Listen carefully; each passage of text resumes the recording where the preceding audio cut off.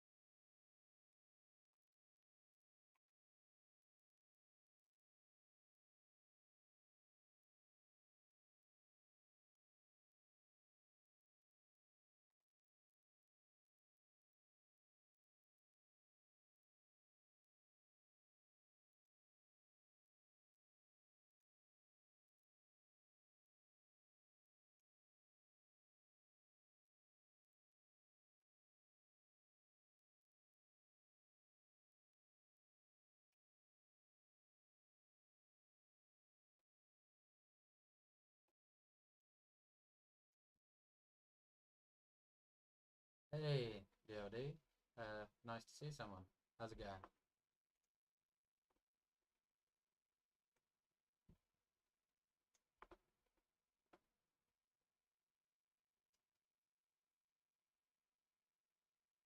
I'd assume that you know about Epic Games and their giveaway of a free game every week.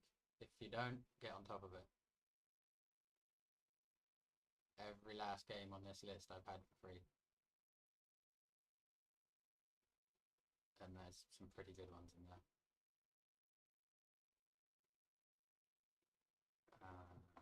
I need to finish that. It's really difficult. Get to the last level and then that's it.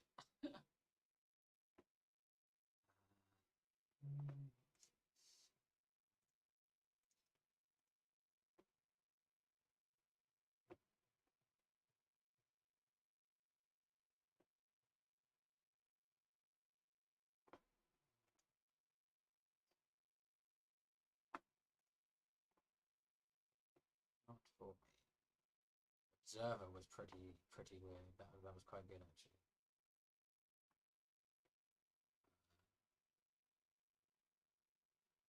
A lot of these I haven't even touched yet. Haven't bothered. Uh, haven't played that yet.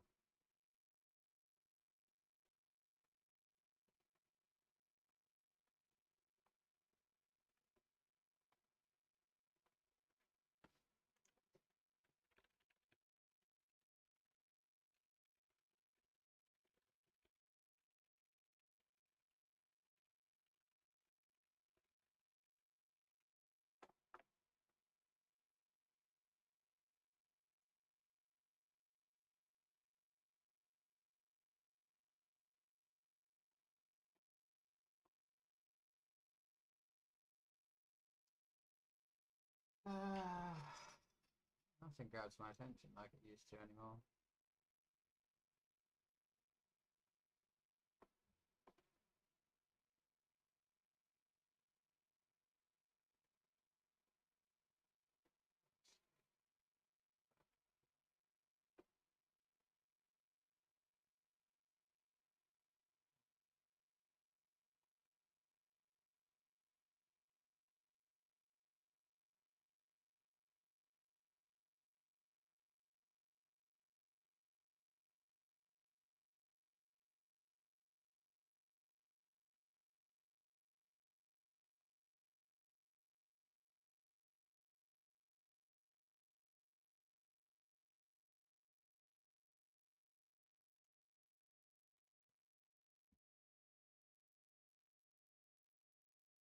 That was pretty cool. Tacoma. Like, really strange. Really quite strange. It was, I suppose it was a bit like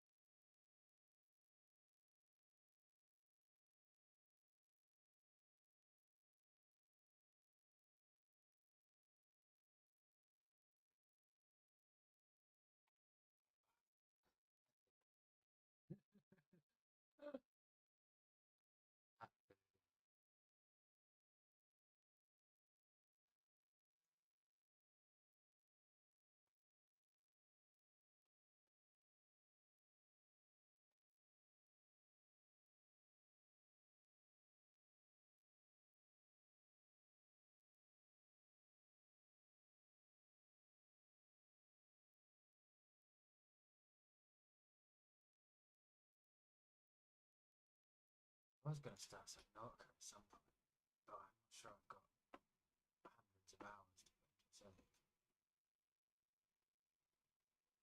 I'm not sure I want to spend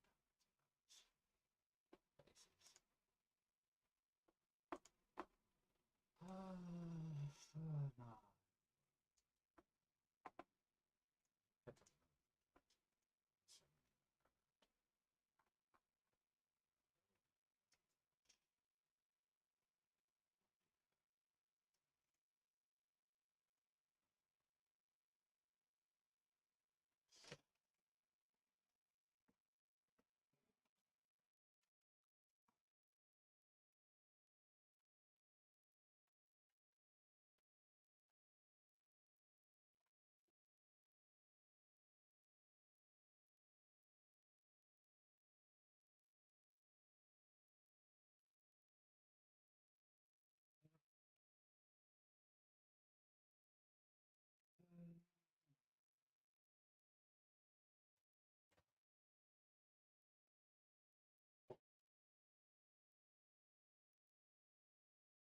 Oh, okay.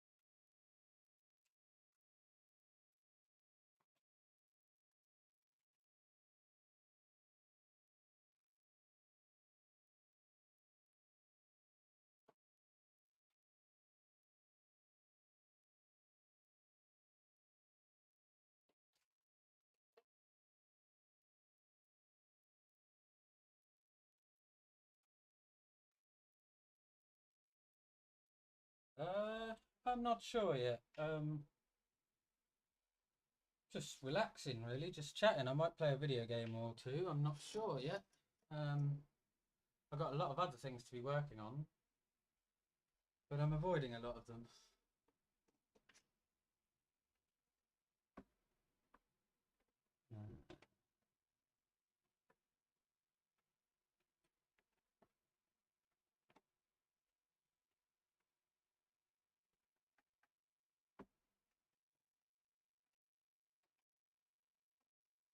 How about you? How are you doing today? You having a good day?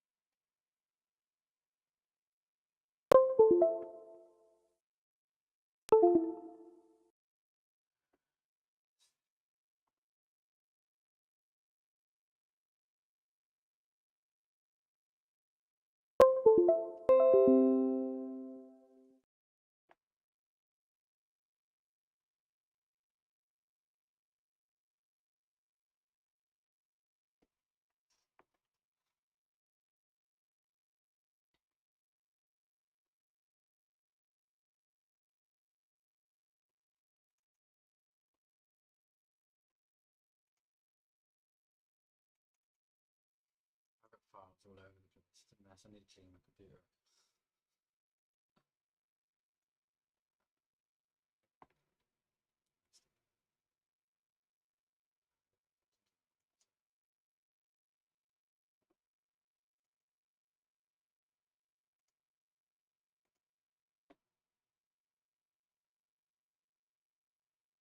Did want to get into Battlefront on it. Well, you have to run an old machine for it. I could start with it, I suppose.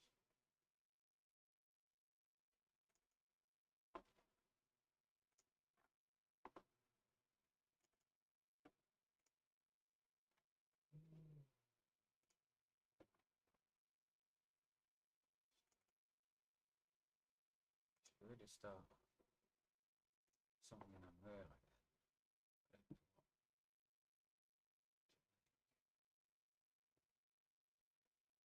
Play some rock.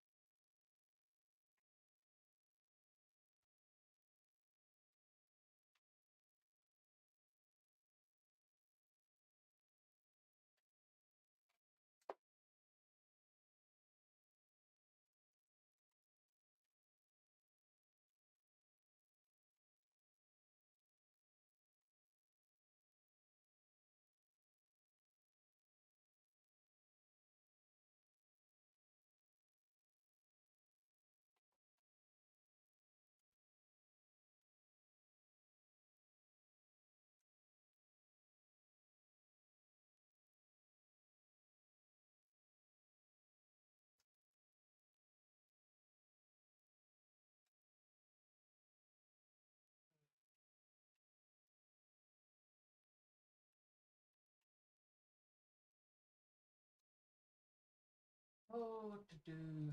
What to do? Put off on YouTube for a little bit. Yes, I know I am.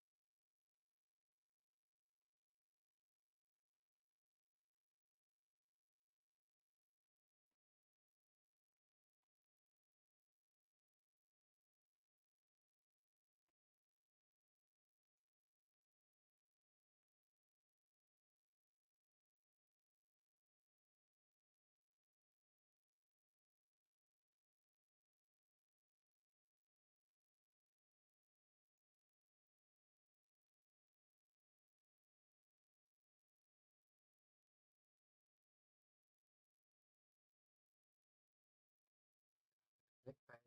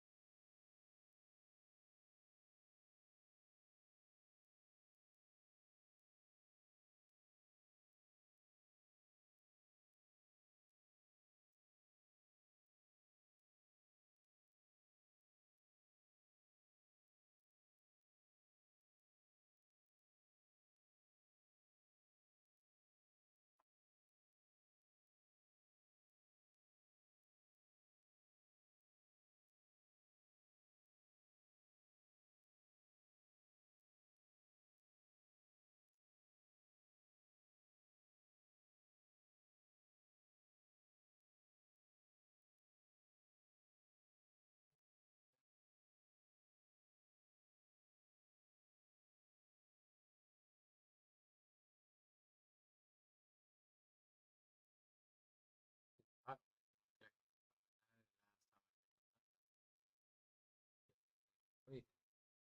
And it was months ago.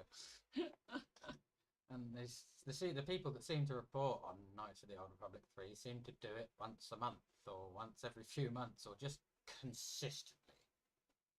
And I kind of wish they would give up and just let it happen or not.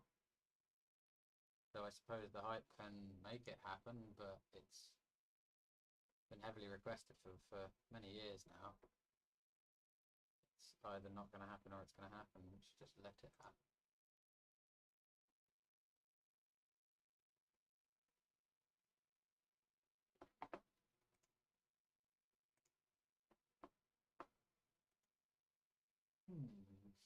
Nothing of interest today.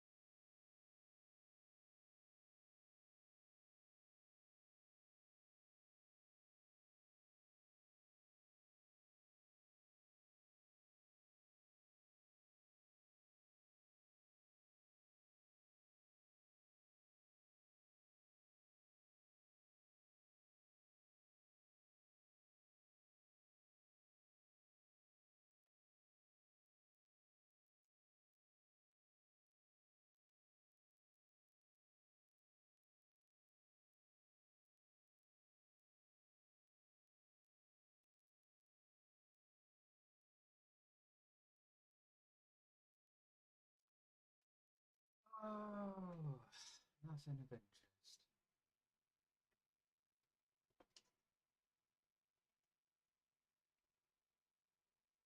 Something good.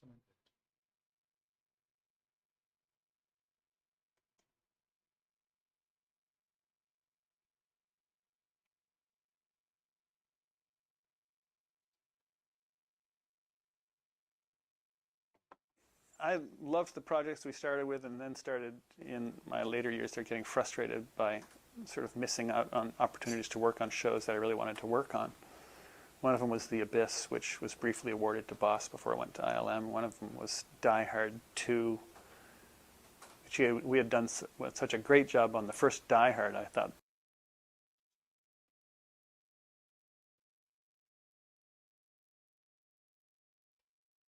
That, you know, Richard really deserved that show and didn't get a chance to bid on it for whatever reason. And I thought, you know, that just hurt me personally. I just thought that wasn't right. And then the same thing happened with Ghostbusters 2. And I thought after that, well, I'm just really not in control of my own career here, so maybe I better try something different. And so Bob Spurlock and I decided to form this company to basically just see if we couldn't get a better chance to work on the films we wanted to work on. But starting out Stetson Visual, it was really kind of remarkable because I owned most of the equipment in the model shop in Boss, and I would talk to the head office guys at Boss and explain to them, you know, when I leave, this stuff's all going away. And I even sort of like walked them through and said, well, you know, this table saw here, I own one of the table saws and you own the other one. They're joined by this joint table. I'm going to split this table in half and figure that half of it's mine and half of it's yours. And we all agreed on all this stuff. But still, that moving day, we emptied the shop. And it was so little left, it was just kind of bleak. Dave Jones did a great job sort of rebuilding and reassembling all that stuff. Our first year, the first year of Stetson Visual, we did, I think, we worked on 4 or 5 of the films that were up on the short list, of the 7 films on the short list that year. It was Dick Tracy, Total Recall, Gremlins 2, and then we did some work on Back to the Future 3. Mark Stetson pulled all his tools out of the Boss Film Shop and set up in Inglewood. And about that time, he asked me to join him, you know, to build some miniatures. And his first big miniature job was Total Recall. And now his being a non-union shop, this was my green light to really be a model maker. And that was a really cool gig to be a model maker on. All the delicate scaffolding and the ice caverns and caves and Martian landscapes. When we did the final Martian mountain exploding at the end, it was a big miniature that we built in another warehouse right across the street from Stetson.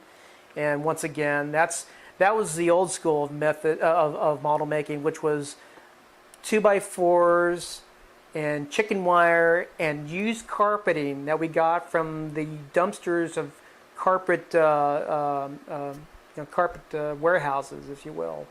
You know, we just raid all these places and tack this carpeting up, and you put plaster up and you dress it with sand.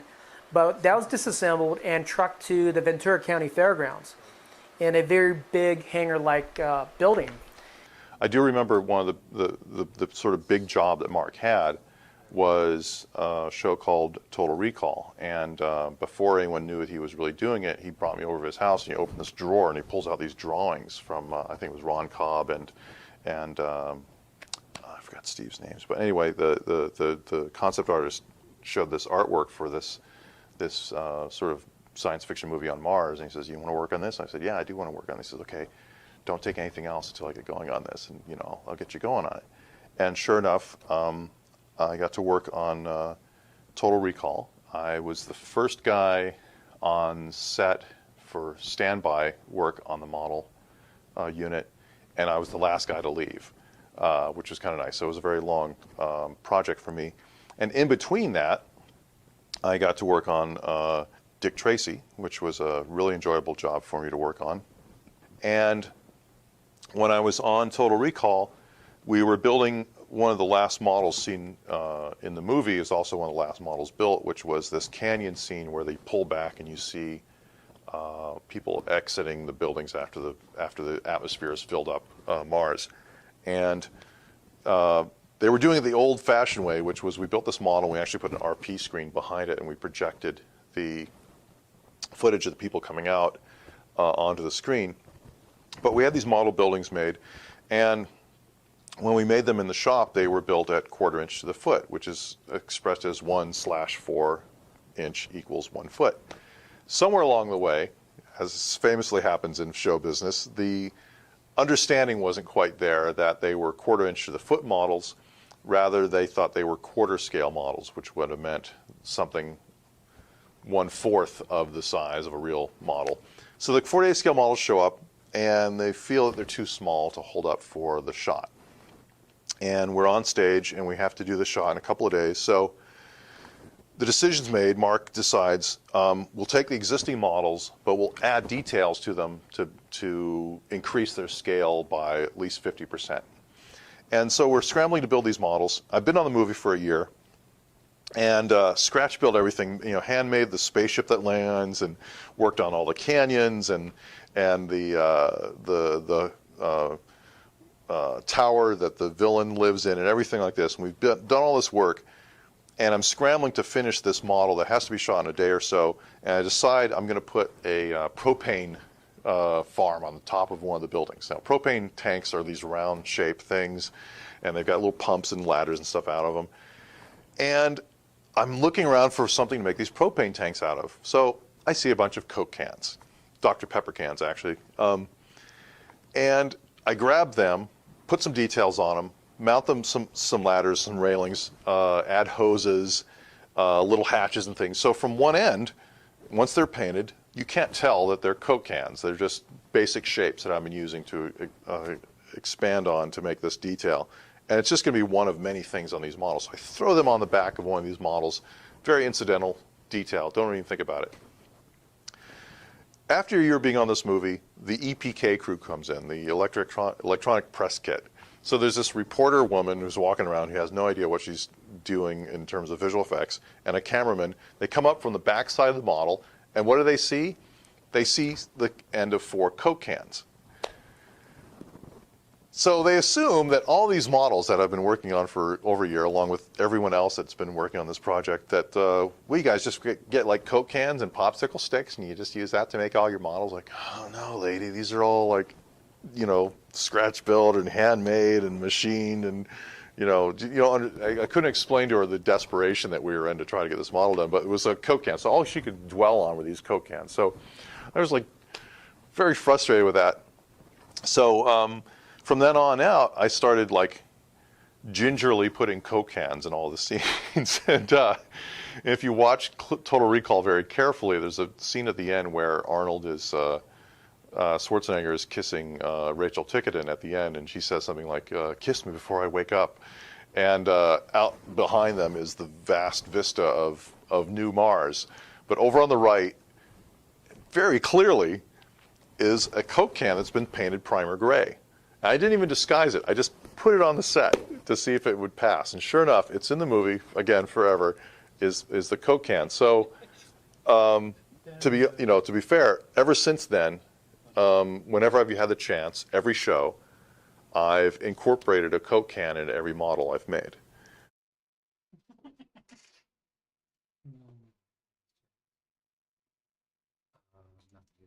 I actually came and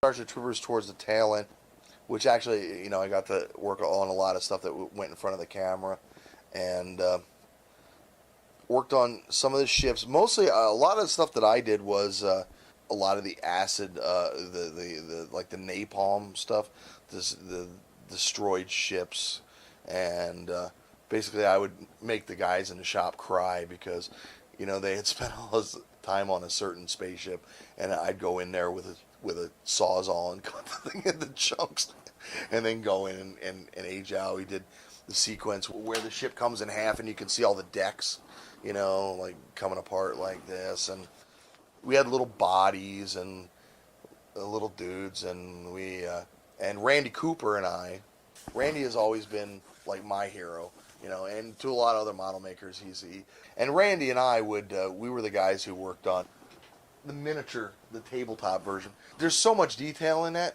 it's obviously not for film. Because you could put a potato in the background, and it's been done before, or a shoe. I mean, I think I wasn't there on the day of the filming, but somebody said they actually put a sneaker in. Somebody put a sneaker in one of the background like cruiser sequences, and you can't tell. But I think they used one or two of them just to placate the whole reason for building a model of that size. Basically, pretty much it was a giveaway.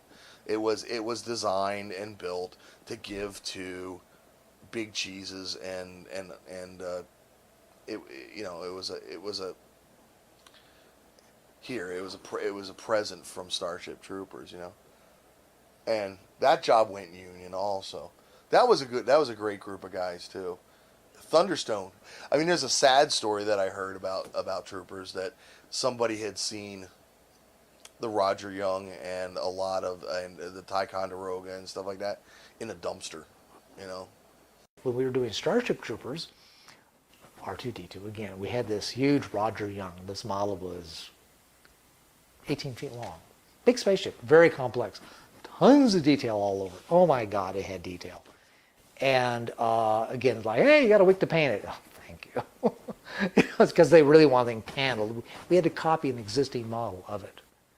The problem was Thunderstone and their director had screwed around so much with the design and all this that he ran out of time to film all the scenes with the model. So he contracted Boss and ILM to build duplicate models so other camera crews could be shooting the model to get all the shots. They weren't managing the time very well. So we did this, and this is a sort of this grain spaceship, and with lots of panels and various greens and olive greens and stuff. So it's got scale and weathering. And in comes, into the paint booth comes Dave Jones. He's like, oh, looks cool, Bruce. Good job. Thank you, Dave. Bruce, is that R2-D2? Yes, Dave. He says, are there more? Yes, Dave. How many? 5. Oh, there's one. And where are the other one? There's one there, and one there, and one back there. And he's like, you can see him with his mind's going, God, if anybody's, the wrong person sees this, I'm going to be in trouble. And he says, you're not going to paint them like blue and white and silver. Oh, no, Dave. These are combat, military. They're green like the hull. I mean, of course, And I said, Dave, where else would an R2 be but on the hull? Okay. He wanders off. And Greg was not too far away, and he saw this encounter, and he's like, good. I think he's for, yeah, keep the R2s. I started this, I don't want to see him go. There's one time Greg was, he was getting hounded by Thunderstone. He'd worked over there and came to Boss. And not sure what happened. He was very unhappy with it. He had a lot of pressure. A lot of stuff was going on. Yeah, one of the hairy things that we had to do on that show was to build a large-scale urethane rubber replica of the. I'm not sure. Oh, I know what it was. It was partly urethane and partly lead, because something was supposed to be crumpled on it during the shot. But it was of the bridge section of the big giant space cruiser, whatever it was called, that had to basically fly off because it's been hit by something, by an asteroid, or I think it runs into an asteroid as it's trying to escape.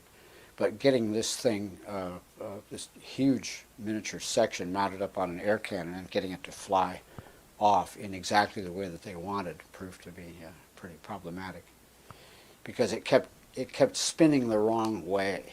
It had to do with the way the mortar was rigged, I think, and the way that the center of gravity was here and the mortar pipe was down here. And so when it came off with a couple of 100 pounds of air pushing it from behind, it wanted to kind of backspin, which was the exact opposite of what they wanted. But I remember some late nights trying to get that to work. I also remember some difficulties with the wind out at the Van Nuys Airport.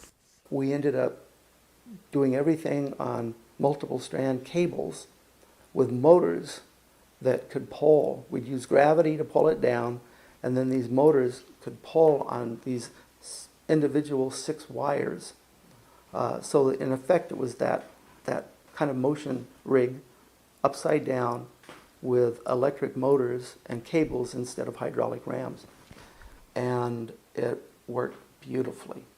And we were able to hang it from the ceiling of the stage and shoot these 20-foot, 22-foot models. And so we built that for Turbulence, which I was the visual effects supervisor for Boss Film on that, along with Richard Edlin. He was co-supervisor. And then we also did Starship Troopers, which had a Roger Young that was, I think, 20 feet. So it was, once again, a large miniature, so that the camera, on all of these, the reasoning was so the camera could get much, much closer to the ship. You know, I remember that working on Starship Troopers, and the Star Wars was happening, you know, and starting up, and it was like kind of a secret thing, and then it all broke out that we're going to be, you know, working on it, and I was like, oh my god! And then of course, you know, I mean, I like Starship Troopers, and it was a blast working on that. But when you heard Star Wars was next, it's like I want to start now today. I want to go now, you know. I'm going to leave, so I had to finish up. But I was like, I felt like when I was told to go on Star Wars, okay, you're going to work on Star Wars starting next week. I was like, yeah, that's so cool.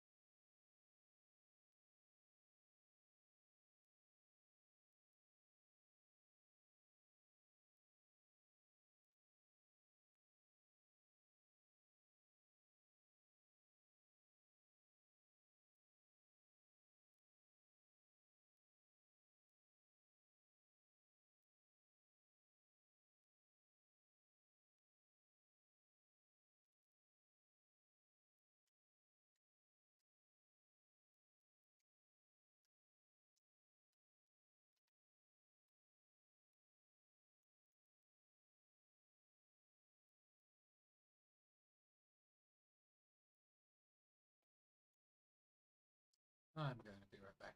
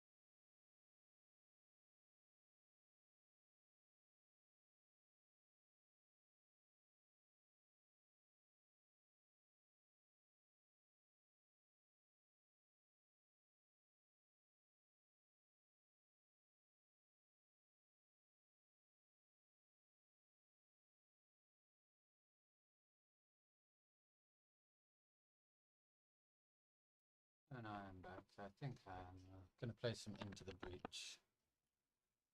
See how far I can get this time. I suppose then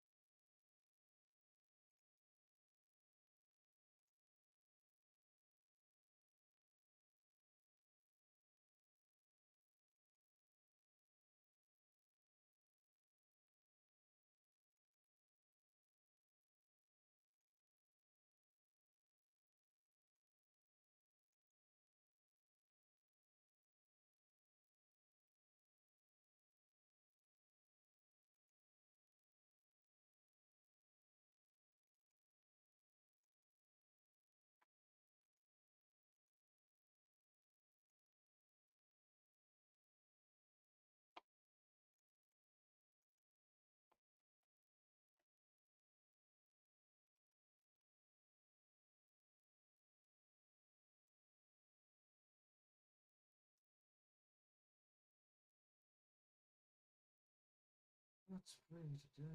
Good.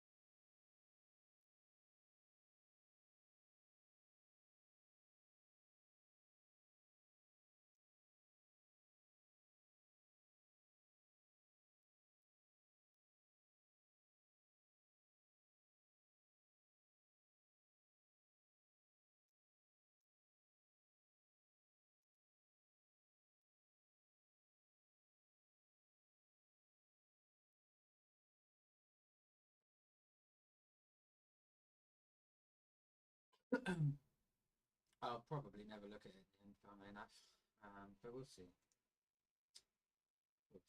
It's always good to have these examples. I'm pretty sure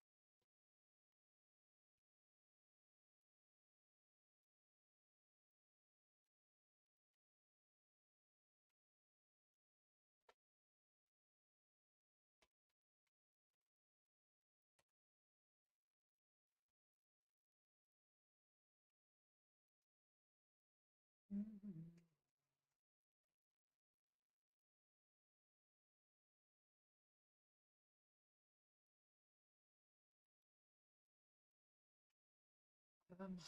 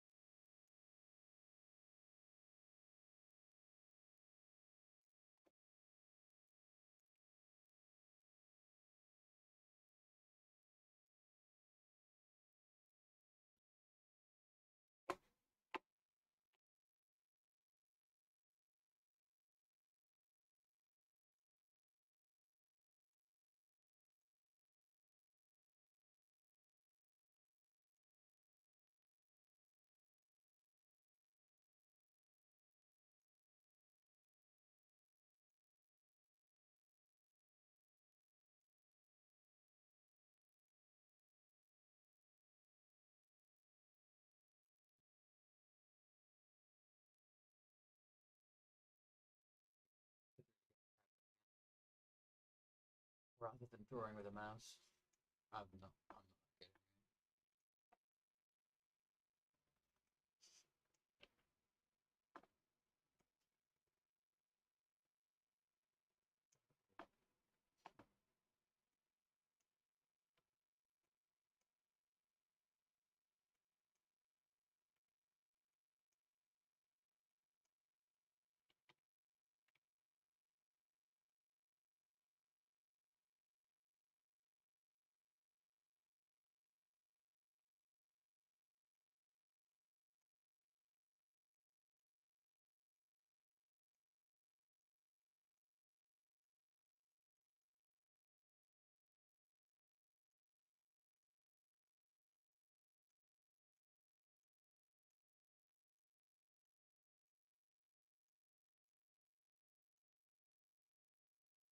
it. Hmm.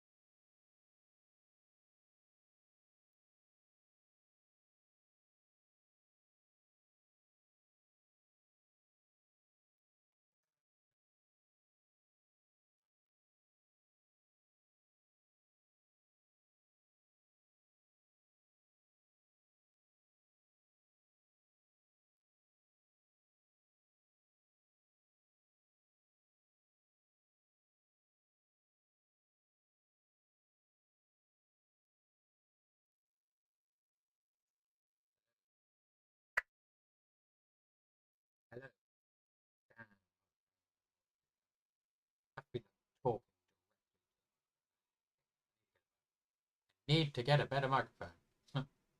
Damn thing. I'll sit closer again. What we're doing.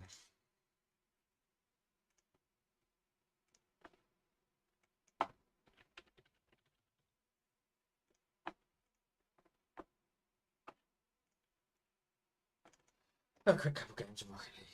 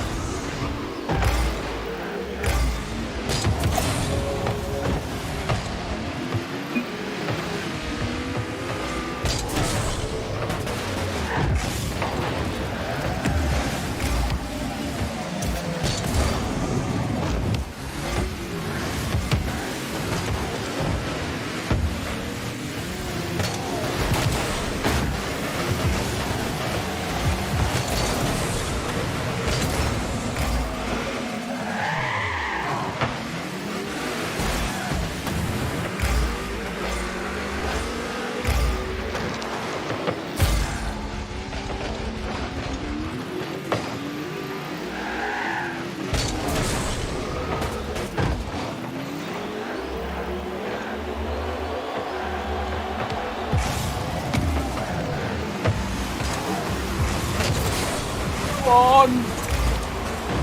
Ah! Okay, that's exactly what I wanted.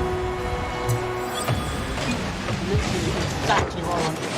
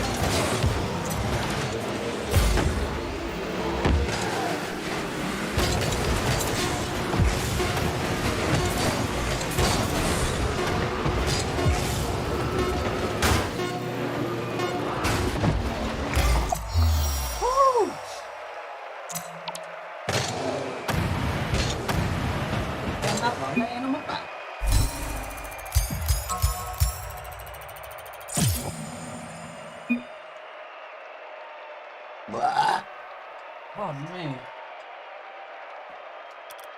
Oh, we've got left with an AI.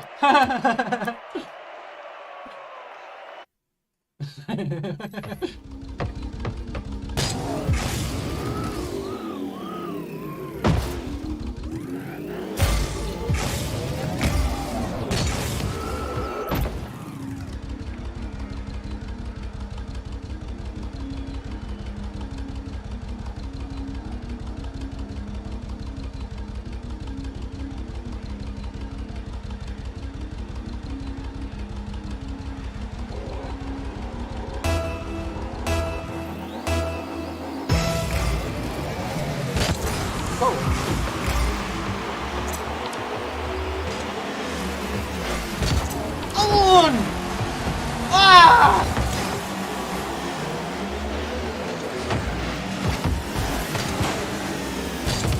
On! Damn, where's you all at? Come down the side, go down the other side. Jesus.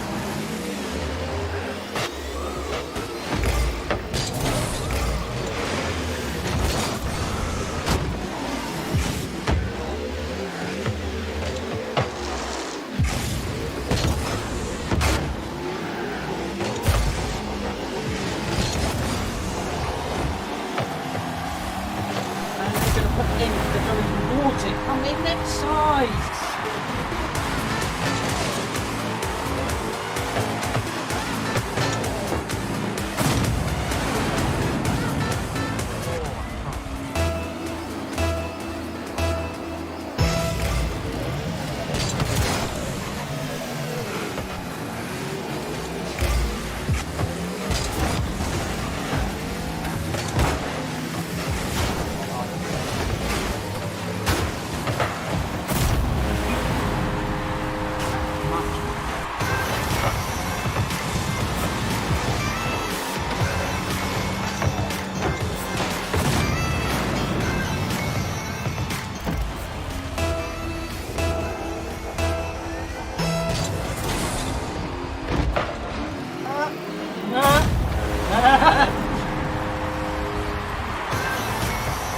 Come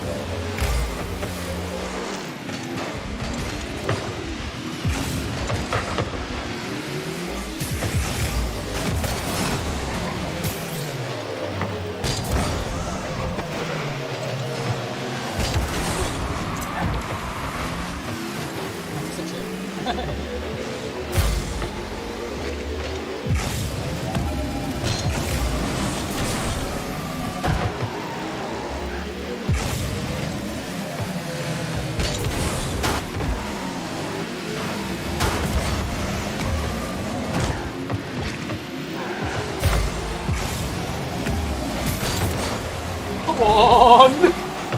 Oh, no! I literally thought that was going where I wanted it. Hanging off the corner of the car.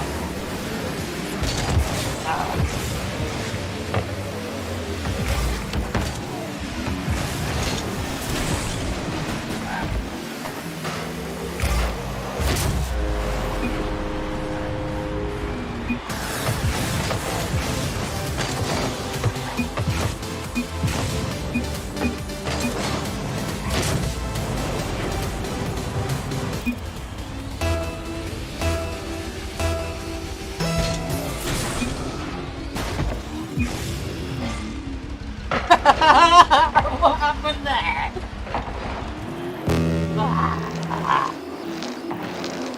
Yeah, I start drifting around in circles. Like, seriously? Don't have to play, just the ball goes where you want it to. Before I get to come back, seriously.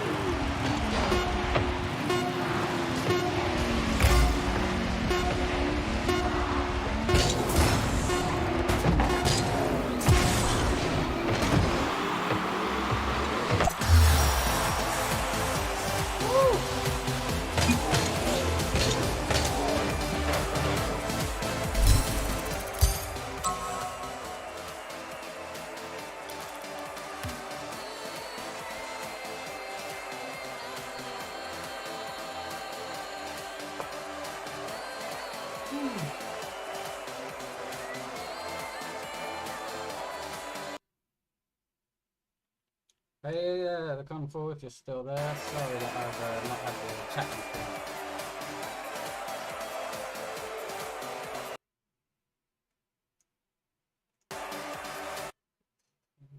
The Kung Fu.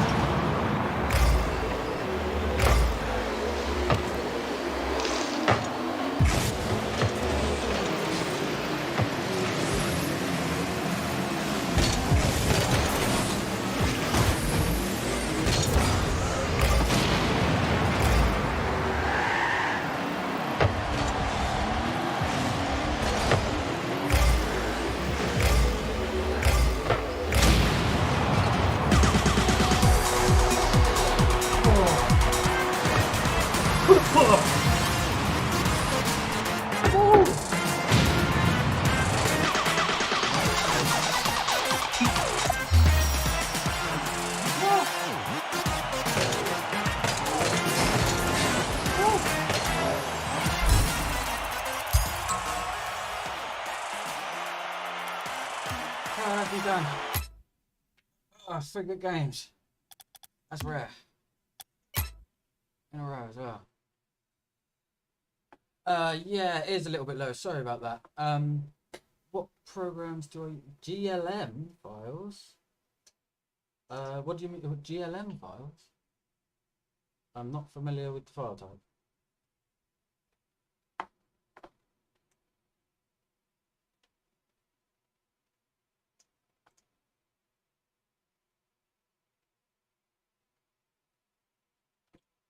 Can you hear me? I'm not familiar with the...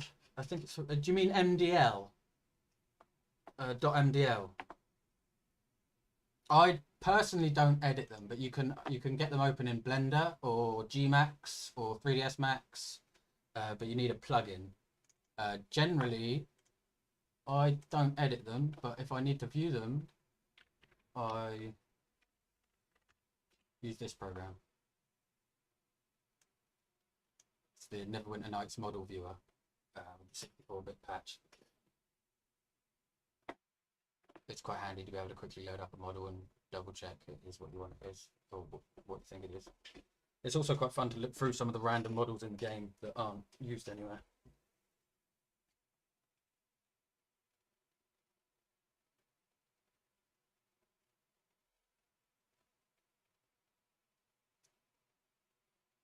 Oh, those were some tense games.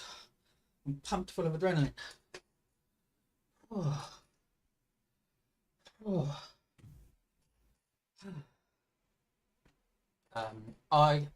There is a new version of the plugin for Blender out, but it didn't work for me, so I'm not sure. There's an older version.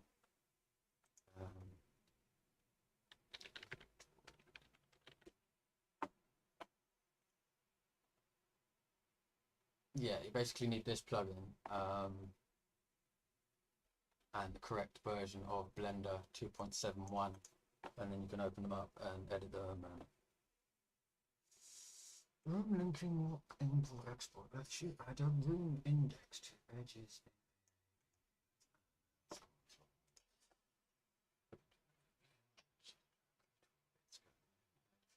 Oh, fair enough. What do you specialize in? Is it modeling then? Or what is it you mainly do? Is it modeling, or is it all sorts?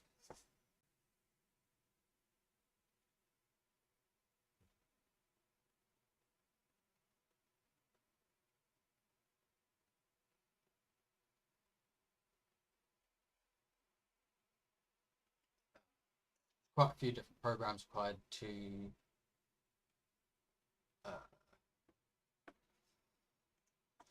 edit and make things for KotOR.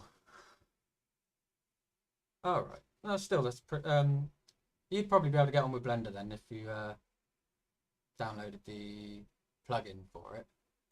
Something that is probably or possibly worth seeing is the KotOR level editor. Oh, I need to check it out.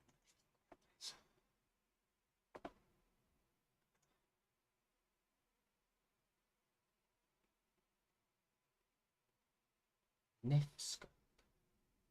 I've not heard of it.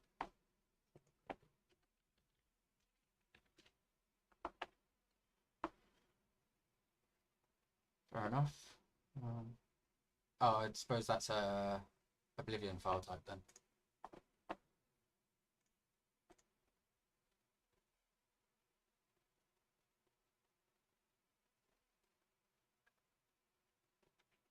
I haven't been using this much, but I really need to start using it more.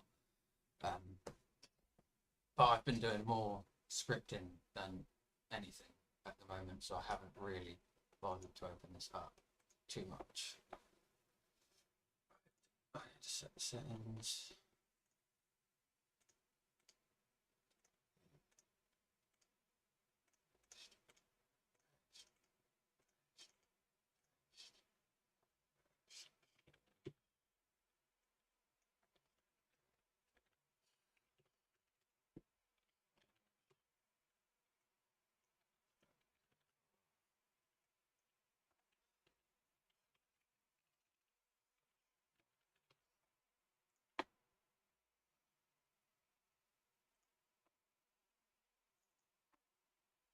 if you happen to use this program, it needs an empty folder here.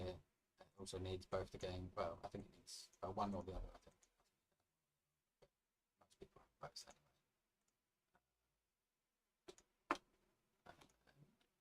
anyway. Oh, we've got an error. What's the problem? Is it unprotected again? Is it? We've not finished up. See, that came up before. Have you not fixed this? Let's try looking first. Might be like both. So it's changed something. Or perhaps. Has he not got the extension? Okay, well there seems to be a bug in this at the moment. Either that or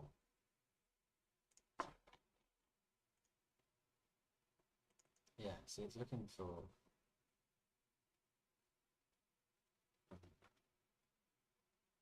textures / TPA, and that doesn't exist. I think you must have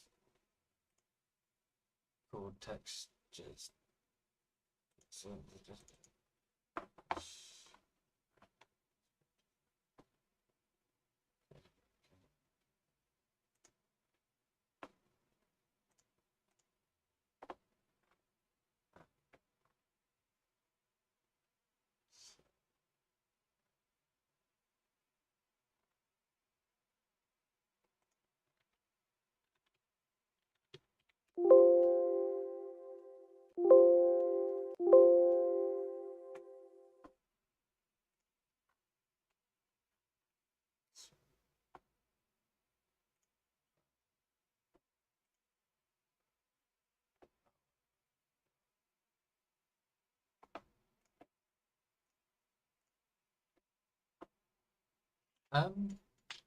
if you're looking to do the modeling, as far as I'm aware, there are some tricky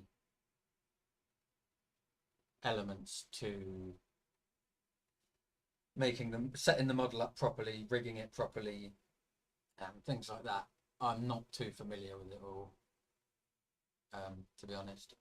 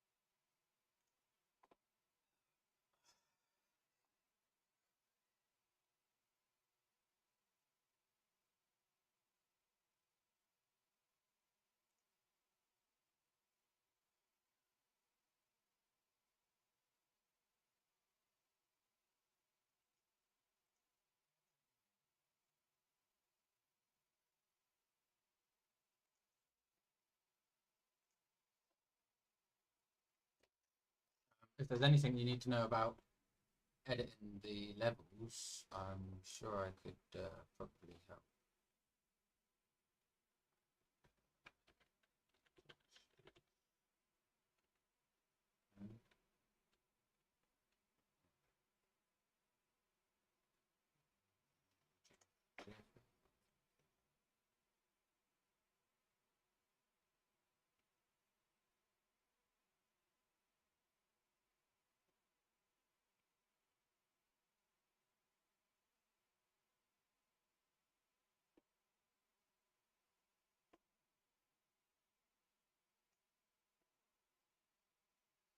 Uh,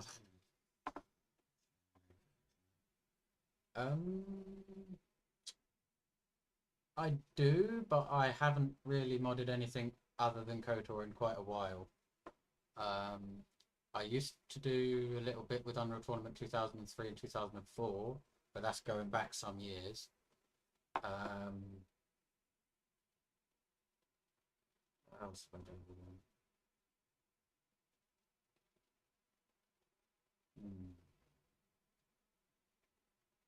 I was going to work on a mod for Battlefront 2, but I really can't be bothered to set up a virtual machine and run Windows XP in order to get the tools working.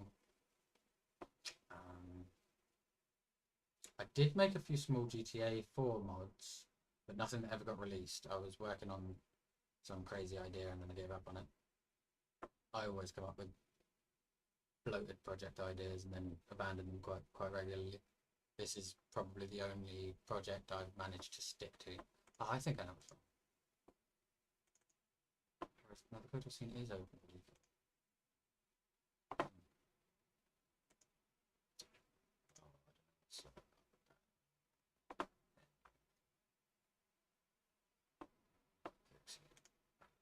But I'm sure I could get into modding other games without much hassle.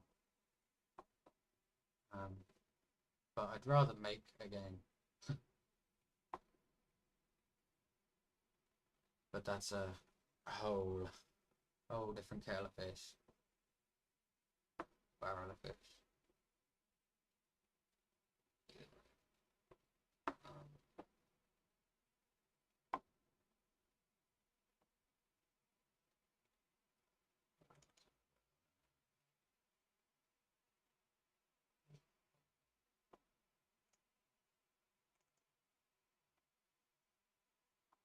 Yeah, I was working on some ridiculous sized mod. I don't know.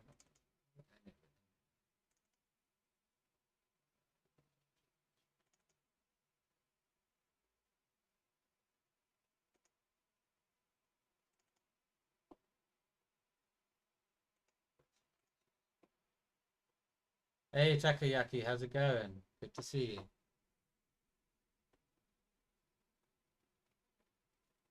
How did the stream go? I saw you were on for quite a while. I was going to stop back in, but I got distracted and played some Rocket League.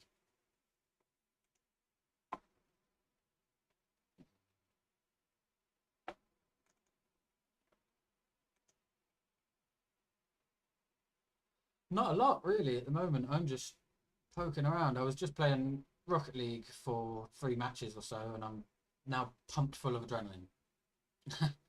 And I need to, like, catch my breath. No, fair play, fair play.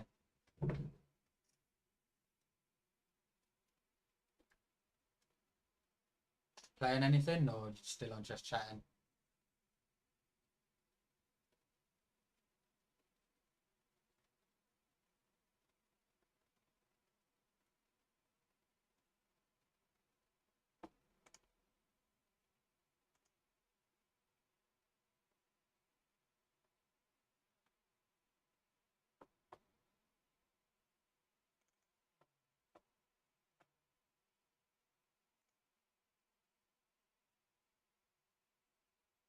Nice. Interesting topics.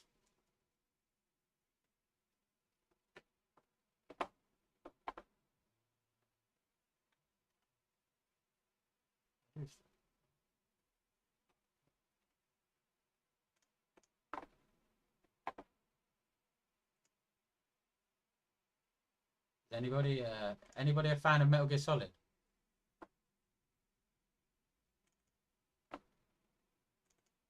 Made some artwork years ago. I've always kept hold of it. I didn't make these backgrounds. Just heads up. I wish I did. I didn't make that face or this lines either, but I did make this traced over this, of course. And then I got the sprites. Oh, and this. But it's not finished. I started it years and years and years ago, back when spriting was still a thing. I mean, it still is now, but it's not used so much. Oh, it's not difficult. Like, where's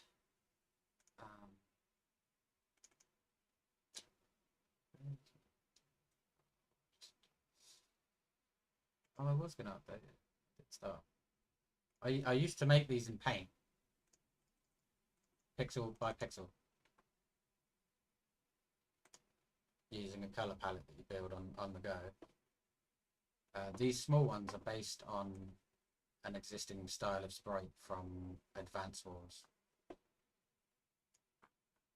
And then I did a load of little scenes, because I'm weird like that.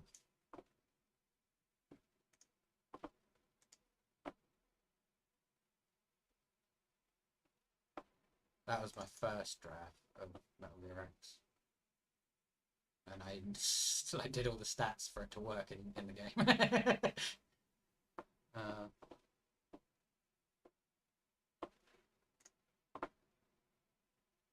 That was from when I was about 15, so that's going back 13 years.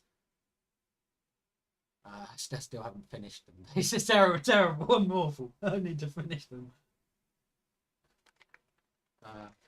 But they never had any purpose. There wasn't much point to finishing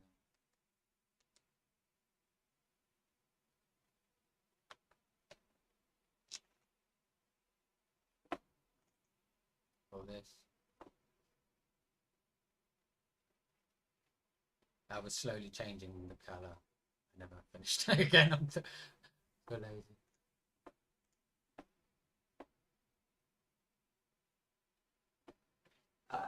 Yes and no. I understand the majority of what's what, but you really need to know. Often the hard part is generally you map out the faces. That's something I've not done, so I'm unfamiliar with mapping out the faces. But once you've mapped out the faces, you've just got a canvas to draw on. A lot of programs can do the mapping for you, so I suppose there's that. But I've never really worked with textures.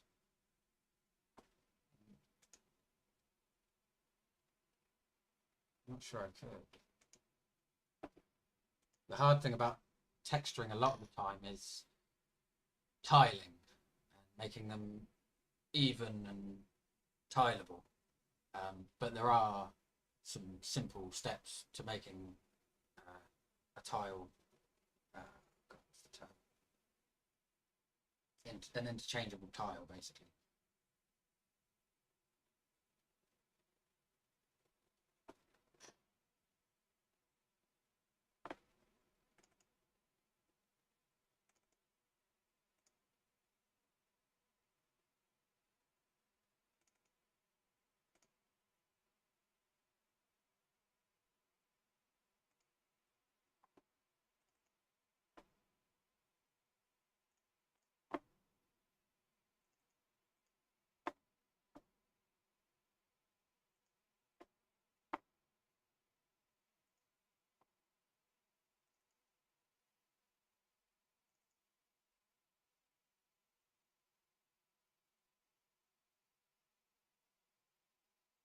I was working on this for a while to have the base system to build something in, but I sort of stopped again.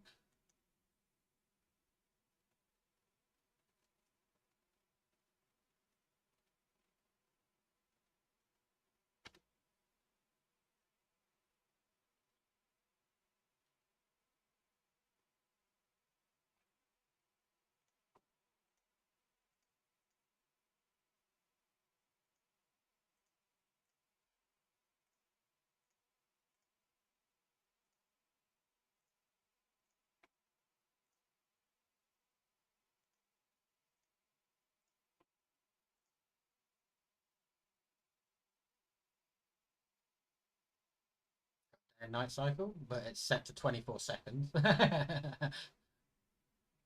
got a little mini map. It's third person, zoom in and out.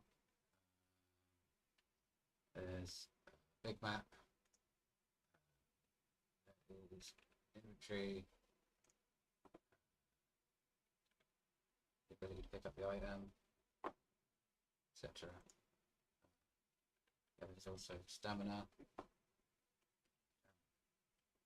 basics really. And I do have a log player setting. You host a lobby, and then it'll tell you that you're the server. If you join the lobby, it'll tell you that you're a client. It's just a useful function to have. That's Unreal Engine. This is Unity. I haven't used Unity that much. I haven't used Unreal that much either, not the latest version. I used to use Unreal Engine 2 quite a lot to make silly maps and mess around with the game. I never really finished anything or released anything. It's like a couple of days worth of work, majoritively following tutorials. It's a lot simpler. It's not. I think it's unimpressive. Like phenomenally unimpressive.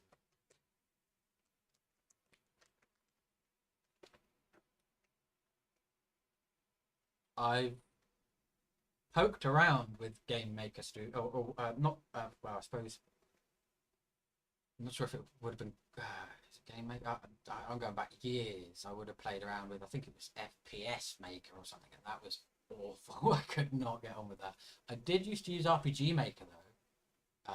That is pretty good, to be honest. It takes a long while to get into these sorts of things, and to keep up to date with it is even harder. Even if I take a few days off of things, I come back to it and I'm like, I can't do this, I can't do this, I can't do this, and then I spend an hour and I'm like, I know what I'm doing.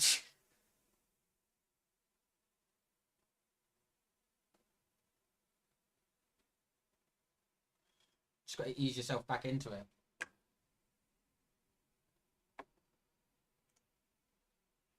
Unfortunately, this project doesn't work.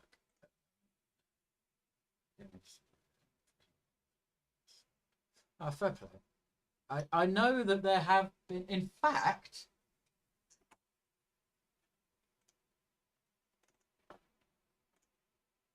I have a strange feeling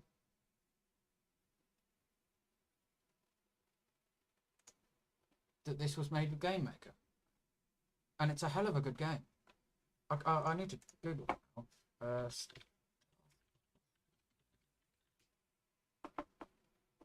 No?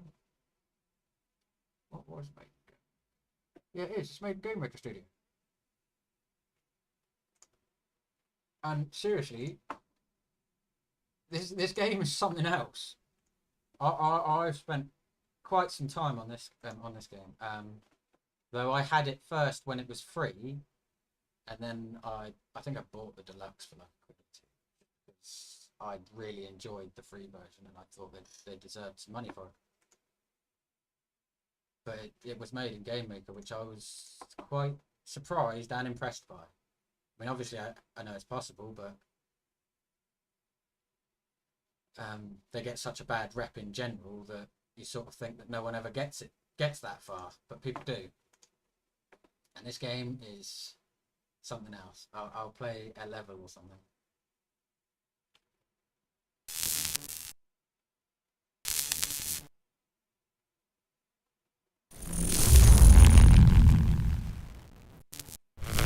Obviously you get Metal Gear references, right?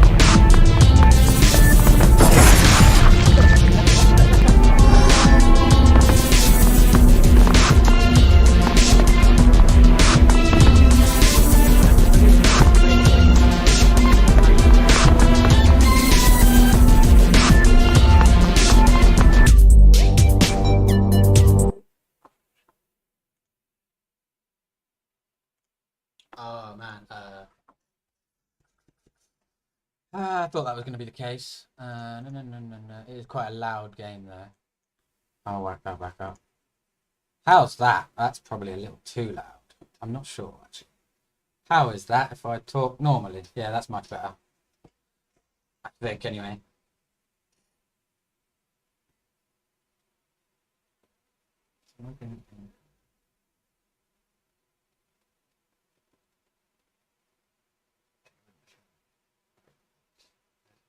Game that's game maker. We would assume it's such that. Oh. What game's that? In fact, let's have a little look. Let's just.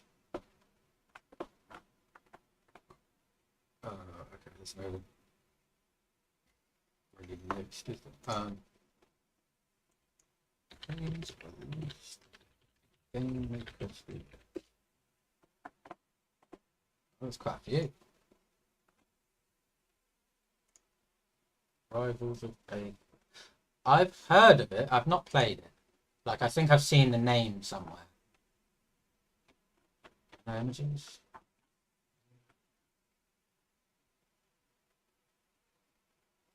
They don't even have Stealth Bastard listed. I mean, what's wrong with them? Is that good? That's weird. I've played that actually. Because I think that was free at some point as well.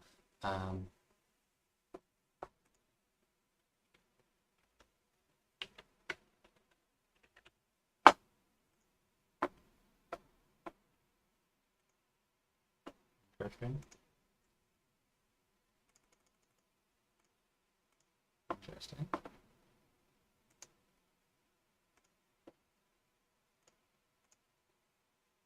That looks kind of cool. Okay, they all look pretty cool actually. I'm just surprised they didn't list Stealth Bastard somewhere.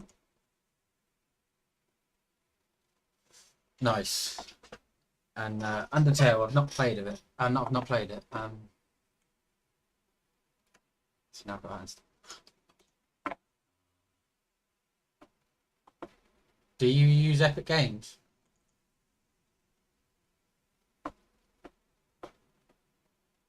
Kind of like Steam or Origin. If you don't, I suggest you do. Because okay. I take it you claim the free game every week? I do.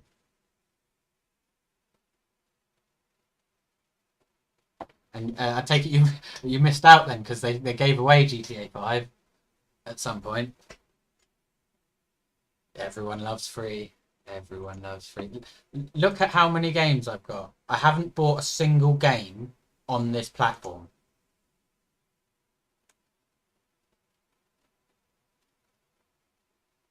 And there's some good games in there, like Ark, Survival Evolved, Battlefront 2, GTA 5. Oh, that's savage. I nearly missed it. I think I got on like hours before it was going to end or something like that. I've done it quite a few times with a few games that they give away. Borderlands 2, Borderlands 3, Borderlands the pre-sequel, Dauntless, Darksiders.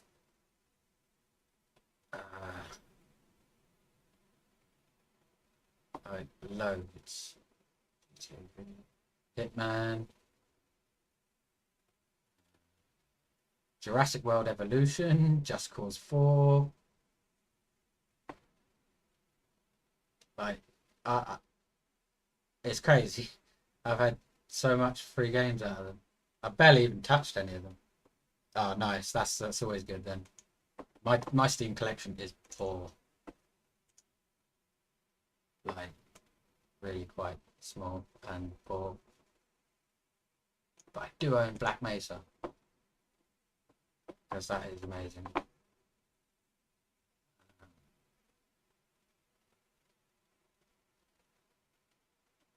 That is a really good game if you haven't played it.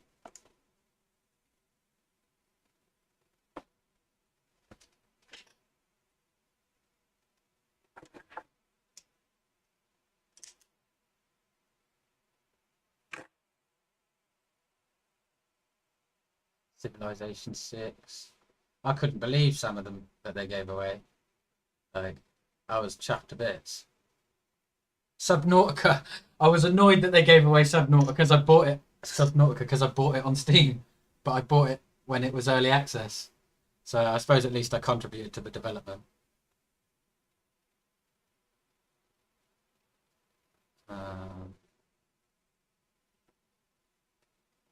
Yeah, all sorts.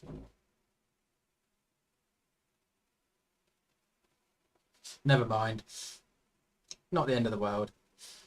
What I was annoyed about is that they then released a special edition which gave people special items and didn't give that to the people that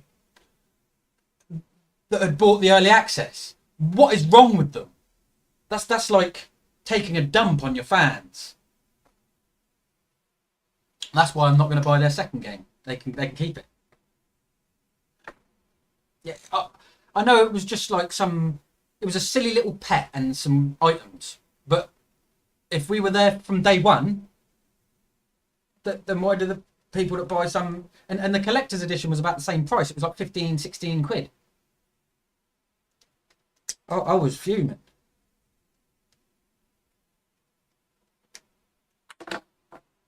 I've always hated special editions and things like that.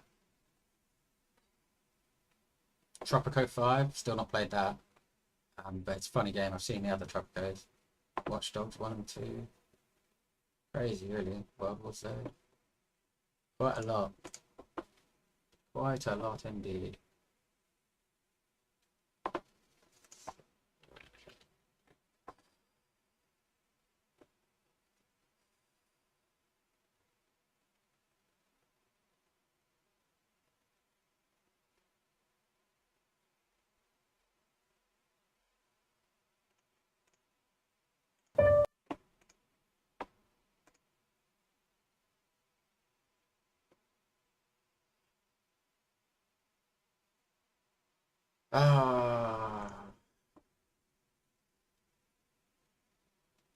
Oh yeah, well, of course you're gonna like it if they gave it to you. Everyone would.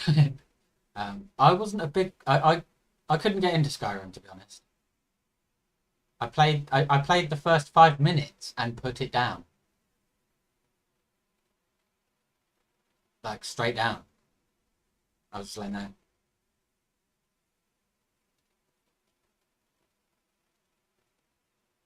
I played a lot of Morrowind and Oblivion back in the day. Yeah, like I played the first scene with the dragon and I was just sort of like, meh. I don't know why. I think I'd just gone off fantasy gaming that much that I just shrugged my shoulders and I go, eh, never mind. They all seem too samey.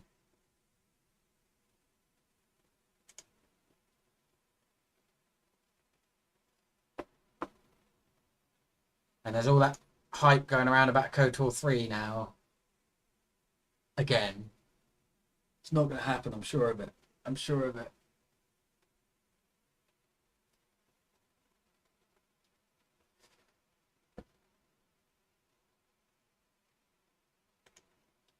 Attempt to check if version.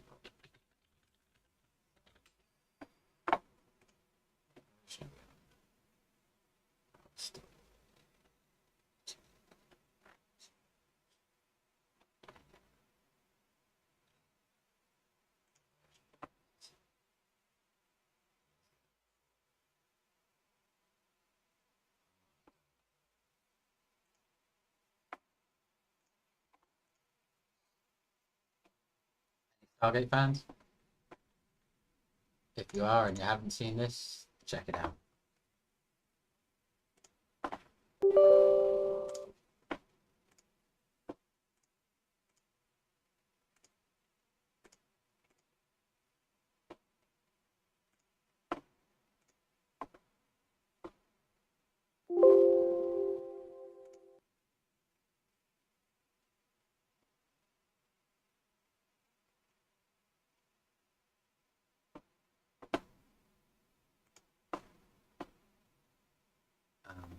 Oh yeah, Fez is really weird but really cool. It's a 3D, 2D game.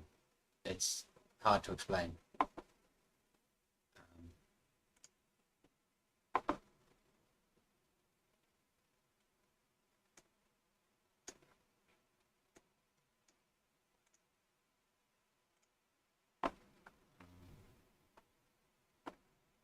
That's free and that's quite relaxing.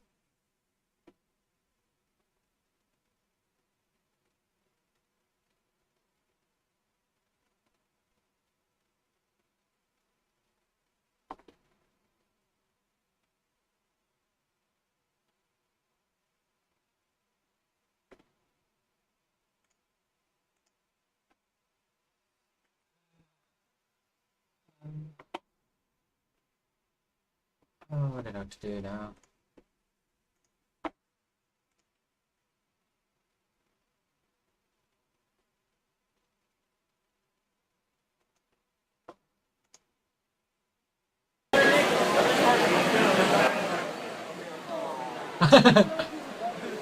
We're not worthy. We're not worthy.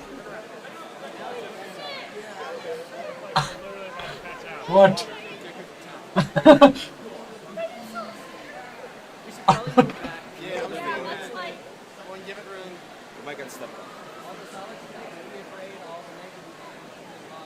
No way.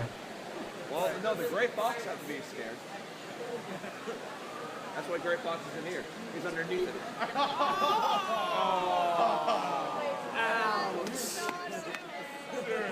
It's been. Oh my god. I literally threw my friend under the bus. Oh, fair play, that's cool. I can't believe this popped up. Wow.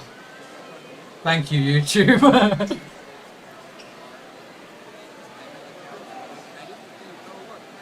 That's crazy.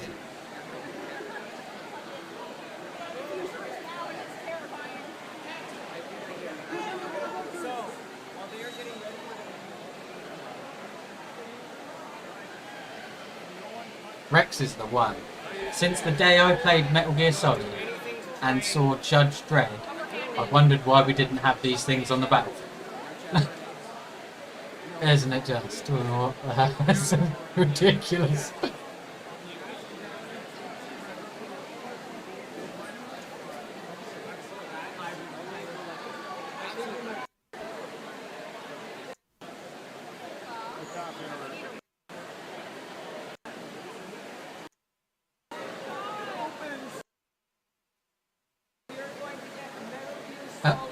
One, together. Alright? Metal Gear Solid 1, please be careful with Rex. Don't touch him. I know it's hard. We need to back people up. Yeah, one, Back up. Everyone, back up. as much as you possibly can. Hey, CJ, can we have people play dead in front of me? That would be amazing. I just don't want... don't touch. Yeah, like dead right in front. That's crazy. That is crazy. That must have taken some work to build that. Like,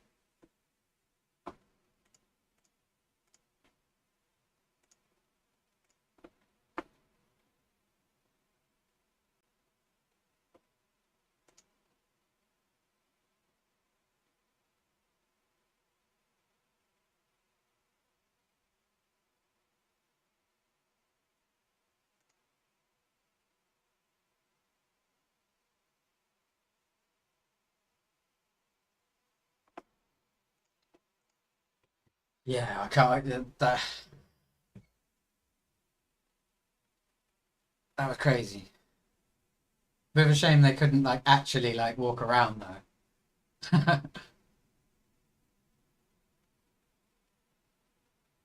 bet they could now. All we'd have to do is buy an exoskeleton. Crazy. What are you doing in here on your own, Mr. Ant? Die. One ant in here. What are you doing in here? Where did he come from?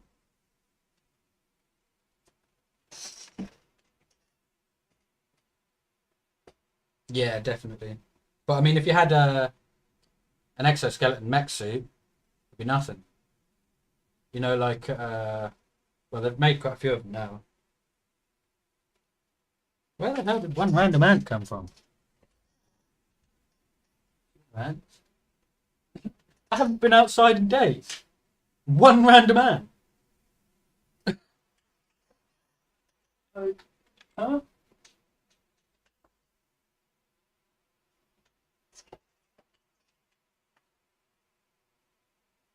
Must have been pretty lost. I'm so confused.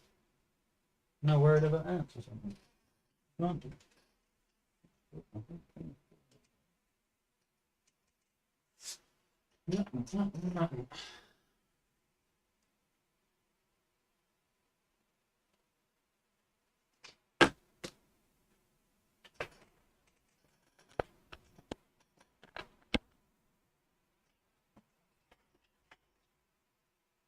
As you can see, instead of 3 fans, I've got microwaves out there, 3 computers, and 3D printers. Loads of stuff to keep me busy.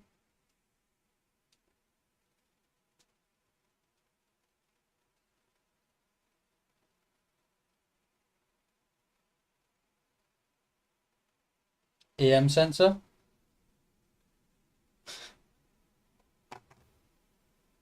All sorts of fun stuff. And my favourite.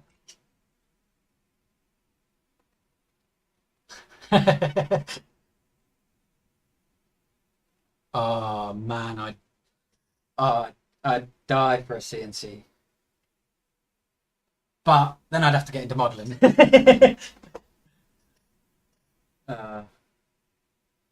I've been thinking about making, maybe not CNC. Well, I could make a CNC. There's a lot of people that custom build them, and I happen to have a lot of materials I could use for framework of something. I'm not sure if it should be strong enough. Oh no, it's bent. That's really bent. I'll have to use it for something simpler. But I've got tons of weird scrap metal pieces.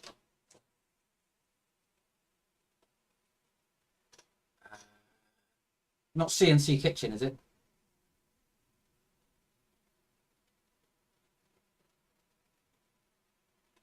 Oh man, I need that 3D printer has been sat there for weeks. I need to get on with using it. I've got tons of things planned for it, but I keep getting distracted by other things. I mean,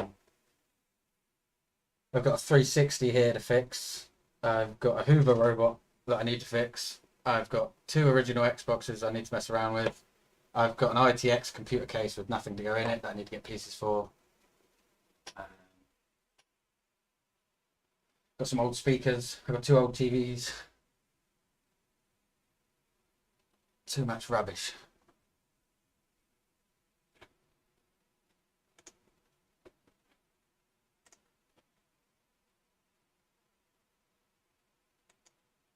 Oh, I can't bring myself to throw them away. In fact,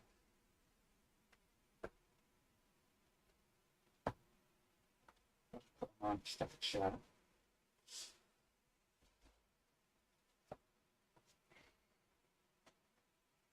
I just can't bring myself to throw it away. I've got 256 megabyte DDR here. It's so old, so useless.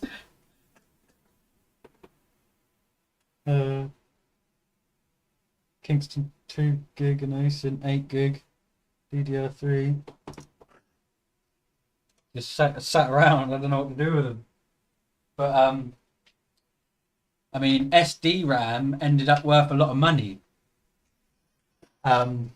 which is frustrating because well, I could have had a lot of it, but instead I said no, don't bother, and my dad snapped it up and put it in the bin.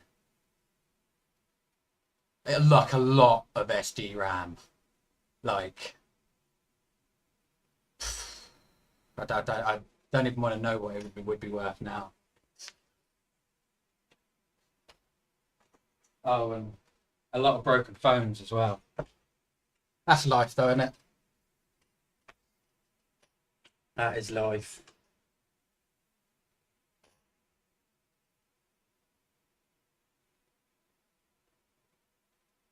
Oh, and tons of broken speakers. I'll pick up any old rubbish.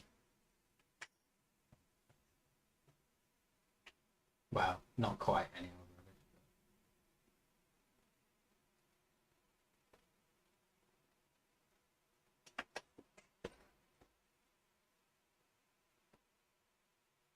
rubbish. 3D printer is crazy good as well.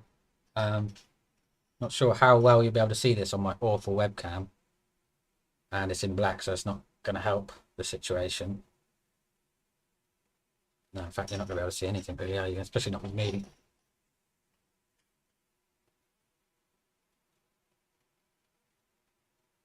It printed that with no supports. It just printed that. There was one up here, but I accidentally got snapped off.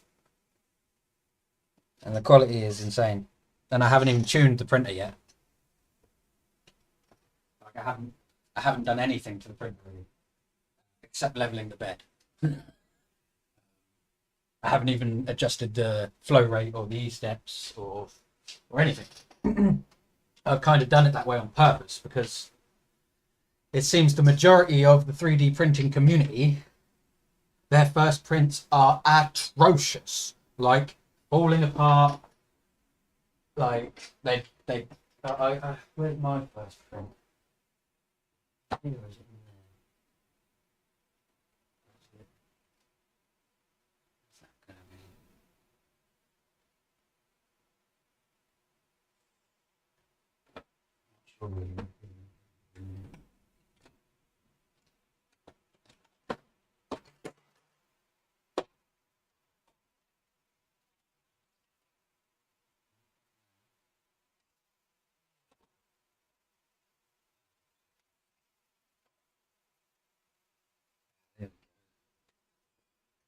This isn't the first print, but this was my third, I think. No, sorry. Fifth, I think. 1, 2, 3. Yeah, this would have been my fifth. And it come out absolutely beautiful. Printed in one piece, and it's a working engine. And it also has 2 pipes that you can test with an air compressor, and they are insanely small. The detail on this thing is incredible. You can barely see the lines in it. And it's meant to be a really difficult piece to print. So I picked it as one of my first, just for a laugh, and it came out perfect. You can print tweezers. It's paper clips, big and small. USB port covers, all sorts of random rubbish. But it is hella cool just to be able to print any old thing. Now I can't get it back in the box.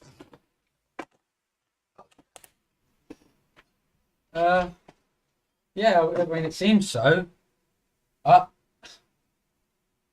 don't know. We'll see how it gets on when I really get into it. I mean, I've got various upgrades to apply to my printer that I've bought, but I've not bothered yet because I'm sort of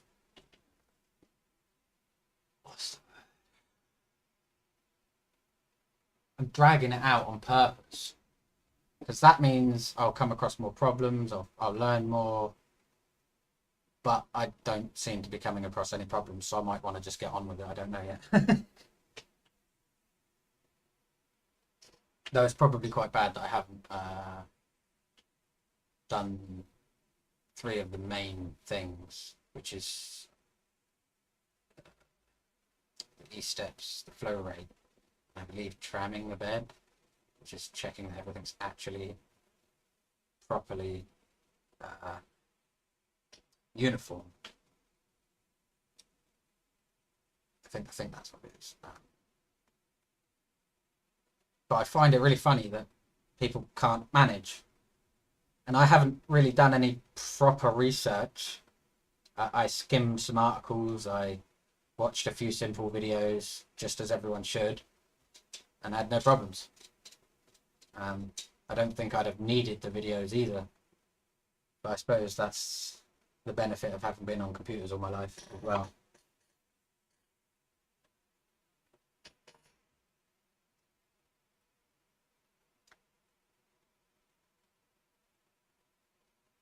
I need to do something.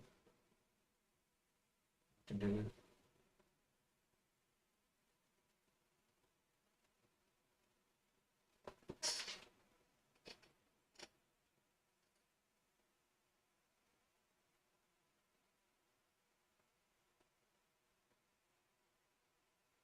Tiny miniature.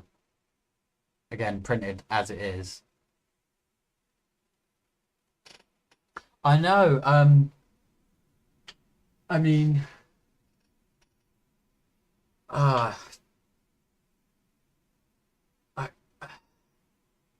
it's mind-boggling. I mean, sometimes it's rare now because I try not to.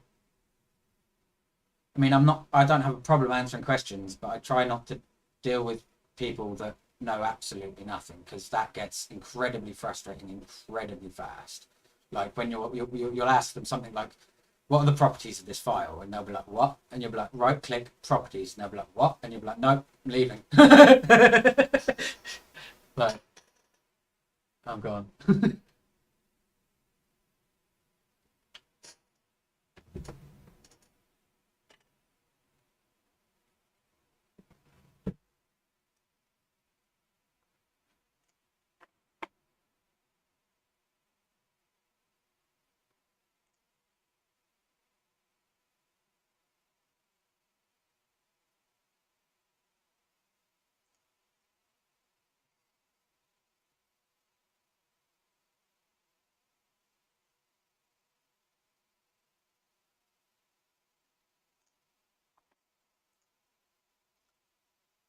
Is anyone familiar with Stargate or fan of it? If not, I won't bother starting this up because I've seen it quite a few times before.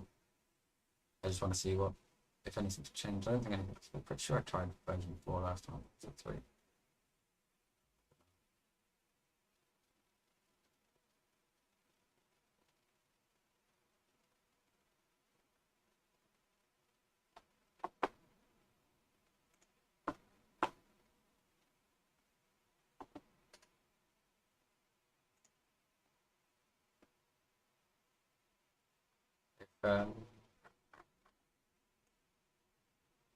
Not sure if this.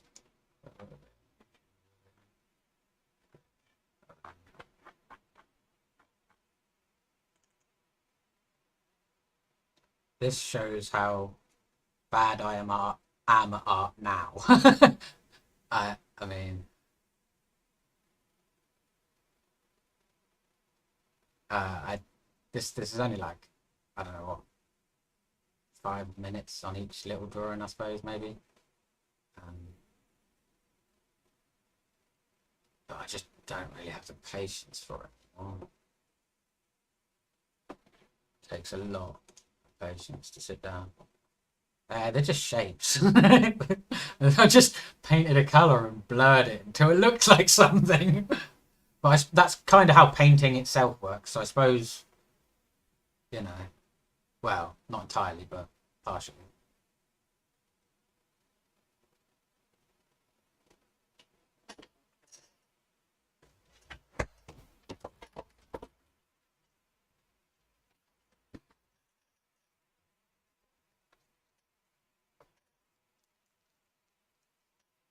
You want to see a comic book that I wrote in school? 1 page.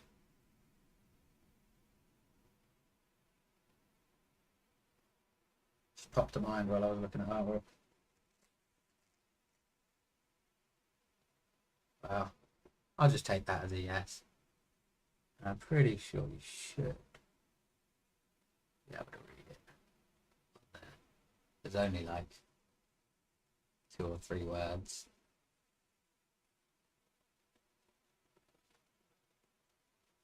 Oh, what? Mocap. Yeah. There's a bunch of free mocap examples on Epic Games and Unreal Engine at the moment.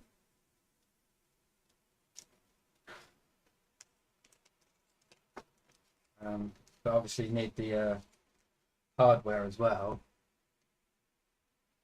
Some crazy stuff can be done. Crazy stuff.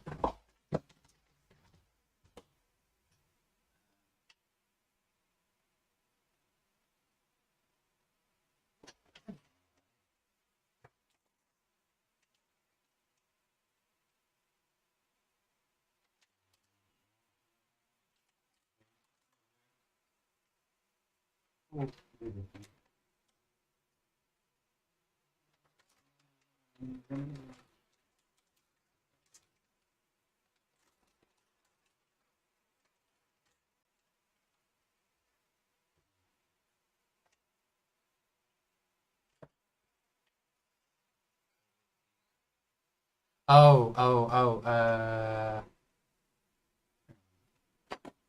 have to read this. Check I know what I'm talking about. Is that person? Oh, it's person. Okay.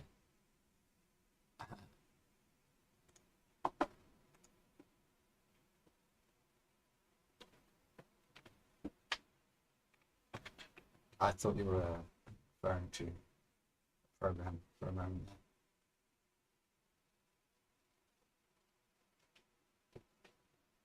Everyone should get into it. It's so insanely easy. I mean,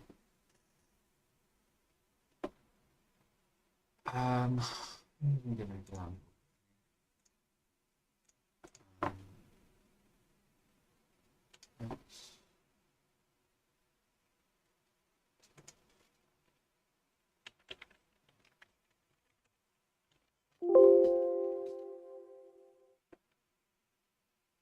I mean, a lot of people don't know you can do stuff like that. Just start with a notepad file and turn it into anything, basically anything. I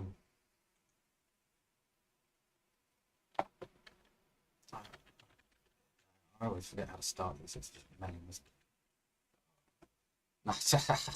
That's one thing about the syntax. It is a good idea to learn the syntax rather than pull it apart on the fly like I do. I'm really quite bad at that.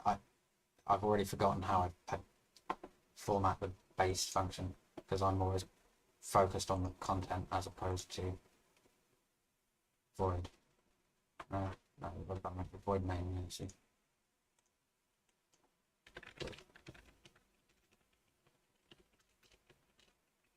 And then let's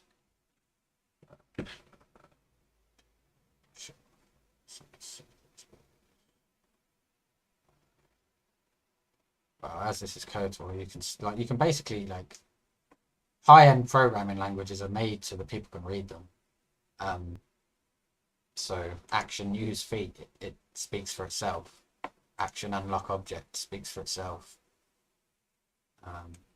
There are obviously some that don't, and there's also your math functions and all sorts of things which you can use to do some interesting stuff. I'm not sure.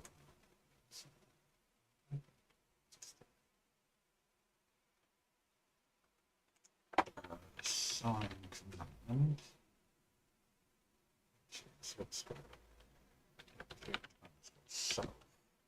So if I was to put this on a heartbeat script for a character which runs, I'm not sure on the exact timing, but it runs on a tick. I could find something.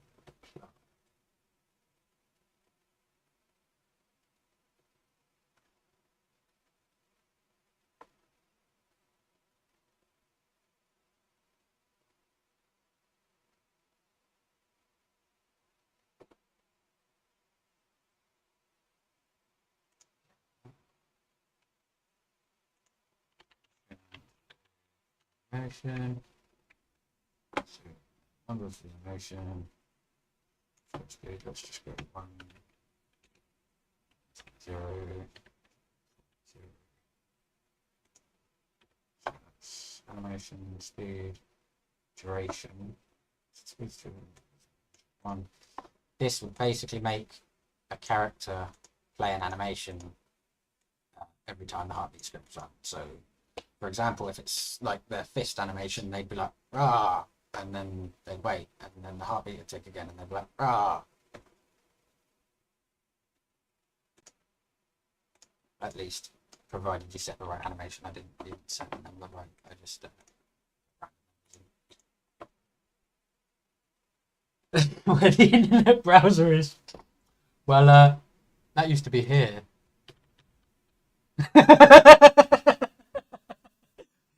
Oh, you used to be able to, I don't know if you still can do it in File Explorer, but it's not. It's probably not a good idea to.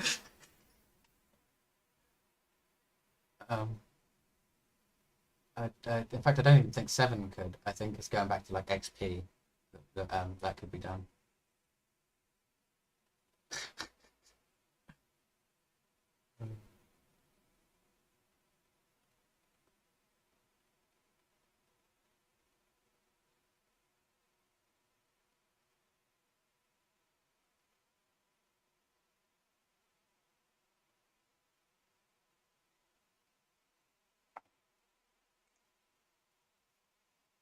One second, I'm just going to check my Discord.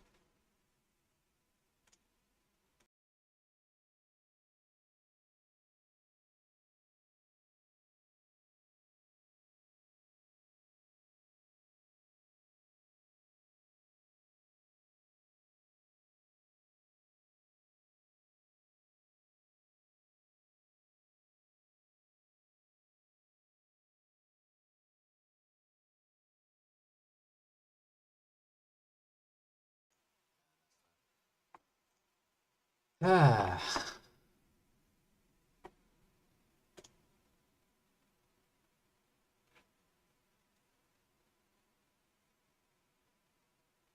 If you like sci-fi, Dust's a good channel. Does like mini movies. Though admittedly their movies recently, in my opinion, have gone downhill a bit. But some of their old stuff was amazing. Like absolutely amazing. So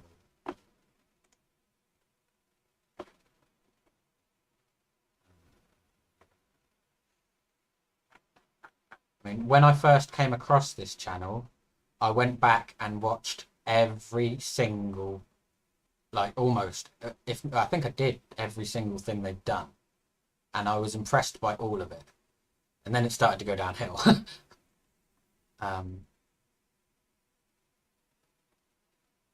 I mean, admittedly, maybe not all the stories, but there was some just, I mean, that was awesome.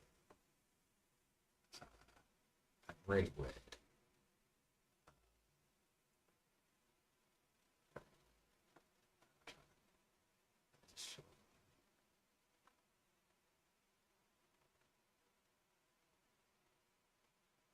They're all quite dark as well. Like, well, maybe not all of them actually, but some of them are very dystopian. There's a few channels like this on YouTube actually. The other one is Omeletto, but I think they do other types of things as well. ARG. I'm unfamiliar with this term for some reason. ARG.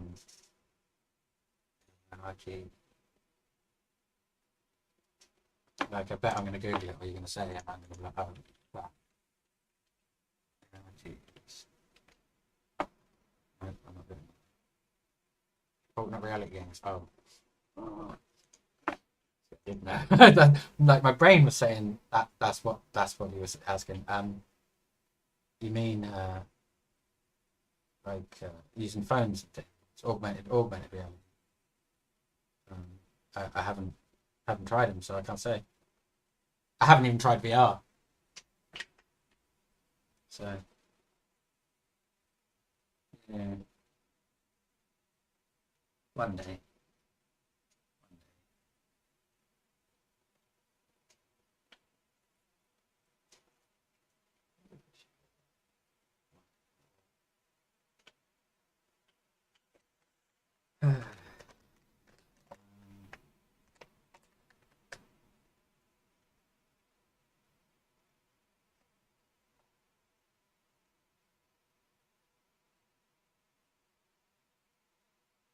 Why, have you tried any that you think are specifically good?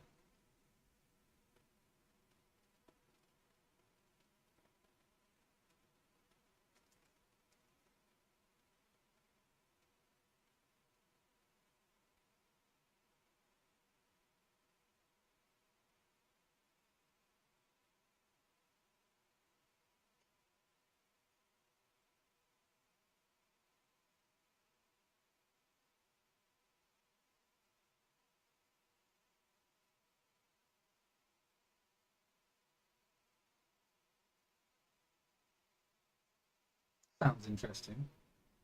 Just by the title. Have a look.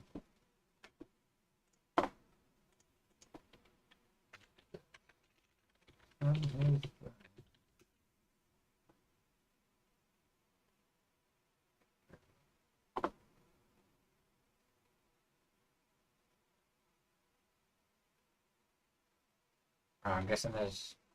Well, I suppose they can't really show it, can they? Well, you could. You'd have to render it. It'd be a fake show, wouldn't it?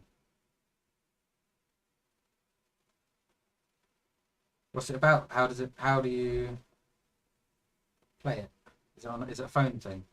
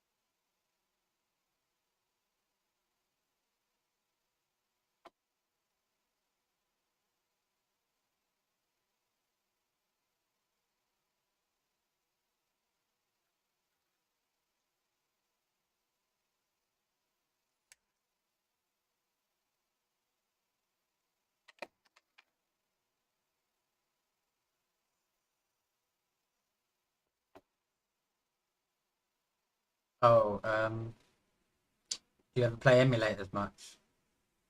The PPSSP is insane. It upscales games like there is no tomorrow.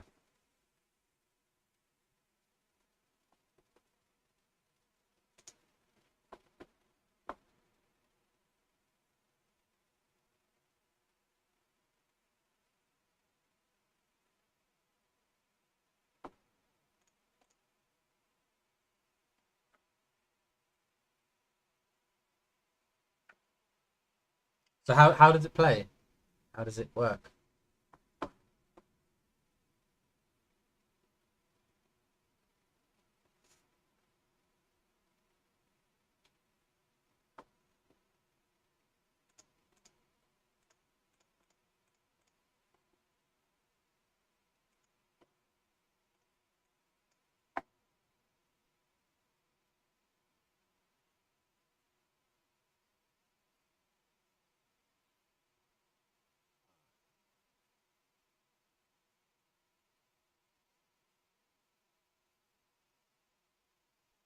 Your video popped up.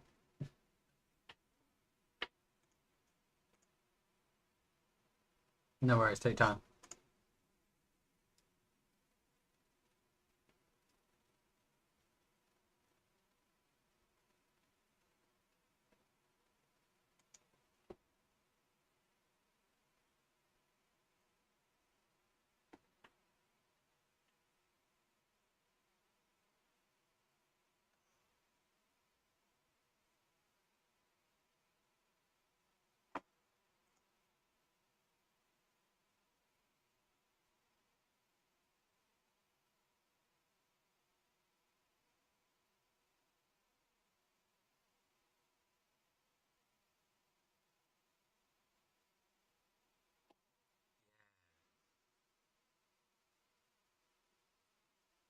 Omelette, they do it as well. Refurbished.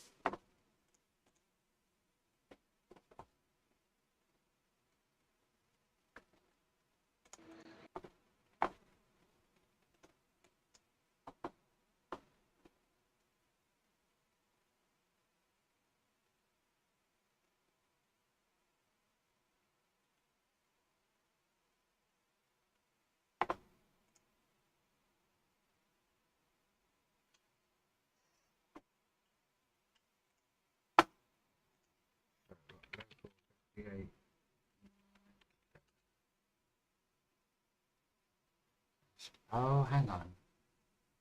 I think I might have seen something about it. Is it that one, perchance? The first one? Or is it that one?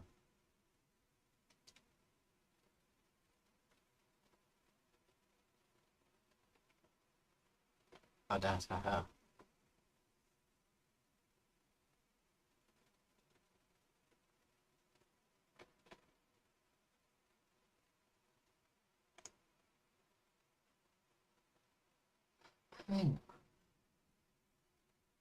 It sounds suspiciously like a movie I watched a while back.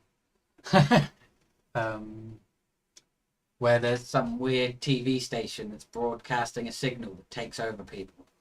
Or it's probably not exactly the same, but just from that, it gives me that impression.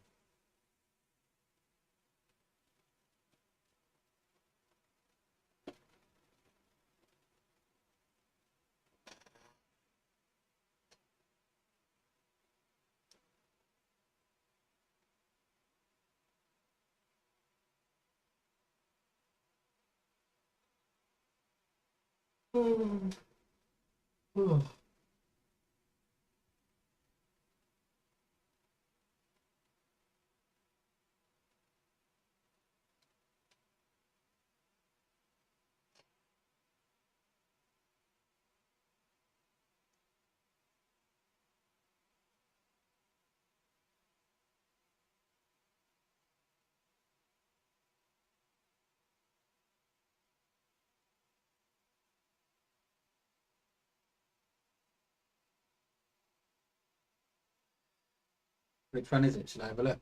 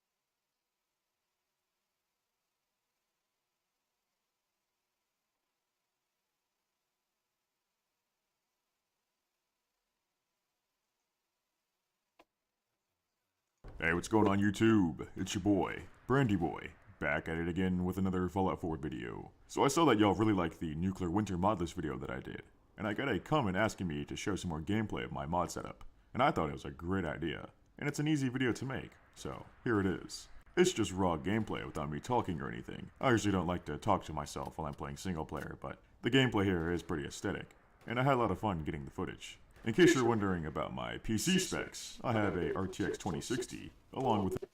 That's pretty cool.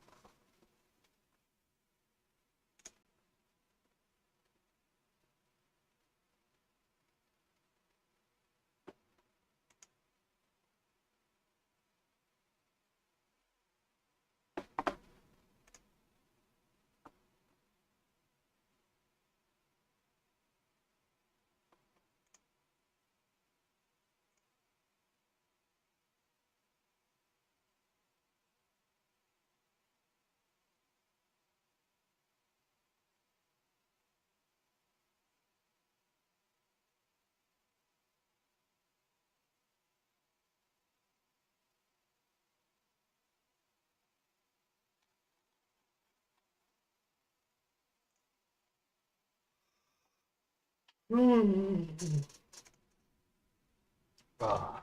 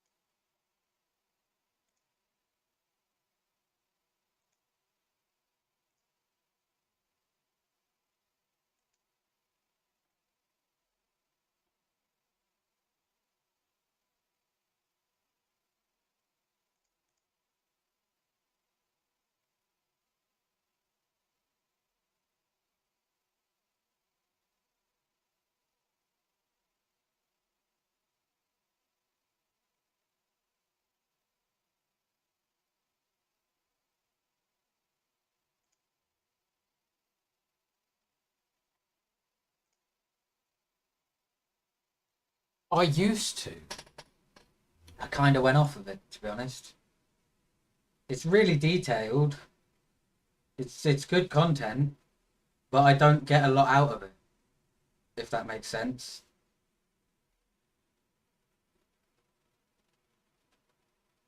Yeah, I mean, I can really enjoy some of it occasionally, but it's rare now that I will sit and watch a full video. I tried to watch one earlier today, and it was like 3 minutes into like a 15 to 18 minute video, and he'd been droning on about really simplistic things, which would help a lot of people, but for me, I was just like, no, I can't watch this anymore.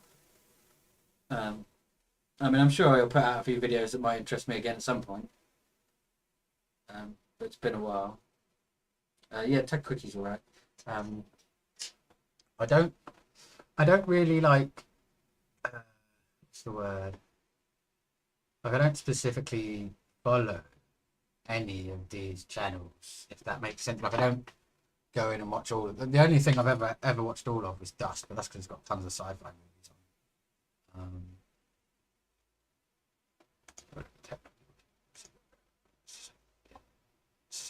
It's the same group. Lines. Group, whatever. Or it might just be him, I can't remember.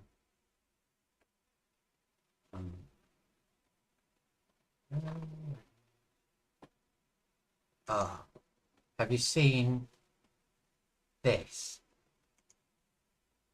3D save. We go.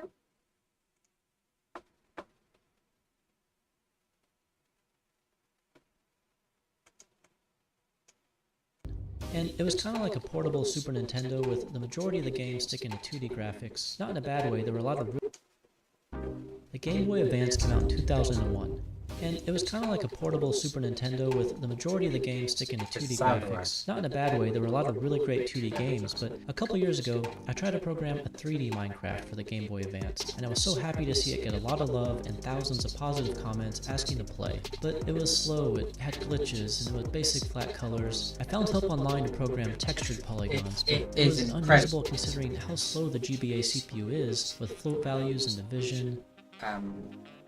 So I started over, and I tried to draw just the fastest line I could, and then 3 lines, and then fill interpolate between those points, create fast 3D projection matrix, sort polygons, backface culling, depth sorting with multiple cubes, and it worked perfectly without any problems. I am kidding, it was a nightmare.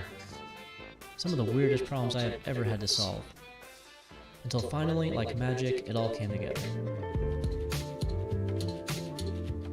I wish that the GBA could do this, and I would have been impressed if this came out back then, but the GBA predates Minecraft by about 9 years. And this is different. I created everything in my own unique style. I made the textures, the game engine. It's just my own fan-made, similar block building game, and I want you to try it. I want to see what you build with it. Links to download are in the description, but I highly recommend you watch this next section so I can explain how I compressed all the modern day controller buttons down to just a few GBA buttons. There are 2 ways to play. You can move the .gba ROM file onto a flash cart and insert it into a real Game Boy Advance, or drag and drop the game onto a GBA emulator like the Visual Boy Advance. So I'll show you the button information for both. The GBA D-pad or the keyboard's arrow keys will move the player forward and backward, and look left and right. To look up and down, you'll hold the left shoulder button or A on the keyboard while pressing the up and down to look up and down. And It's left insane, and right will isn't it? sidestep the player in that direction. To raise the player up, you hold the right shoulder button I'm or not S on the actually keyboard while so pressing much up and down. surprised that the red dot is GBA where can the do key will be it, placed, and you can raise that dot by holding the right but shoulder button making and it pressing left and happen right. The is a bottom lot point of is the work. location, and the number of dots up is the height. This makes it easier to see the location that'll be placed. You can add or subtract a cube with the A and B button on the GBA, or X and Z on the PC. And note that the dot will go away if it's out of view or out of bounds, so you might have to look down more to find it. To change the texture, you hold the Start button or Enter button while pressing the left and right to choose between 14 different textures or 14 different flat colors. By the way, the flat colors are way faster to compute, so if you want to build something big, I recommend using flat colors for speed. And that small dot in the corner is the frame rate. I wondered Any early on shaded if green it's, is above 30 frames per second, and if you're in the red, you're below 10. Press the select button or the backspace key to bring up the menu where you can find all these controls for reference. And I added a spinning camera mode where you can rotate and zoom in and better admire your build. And you can turn off the floor if you don't want it, but it does help while you're building. Currently in this 1.0 version, you can only save 1 file at a time. Every time you'll save it, it'll override that file, but you can rename that file and back it up for later when you want to reload it. So let's jump in and build something. I'm going to build around the origin dot and start stacking cubes about 4 units high. And hold the Enter button to switch to, let's say, a wood texture. And let's build the same thing on the other side.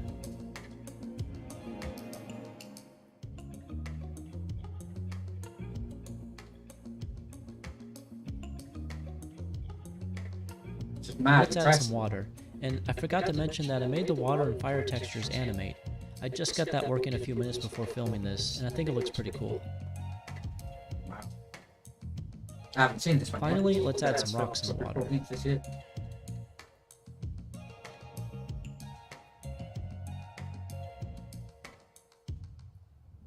And you can switch to the spin mode to get a better view.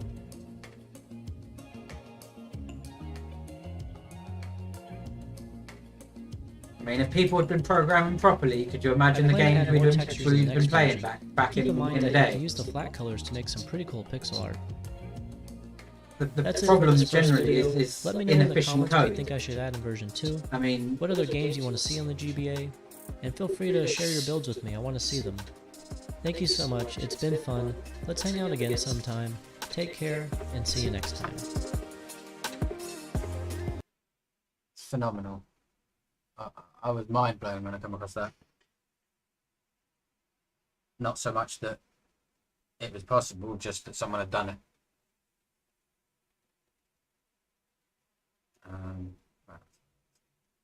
Oh yeah, CNC Kitchen. I mentioned that earlier. This guy is pretty cool. Mostly 3D printing, but as it's called CNC Kitchen, I believe he does all sorts. I just not sure. But I think there's been a lot of 3D printing lately.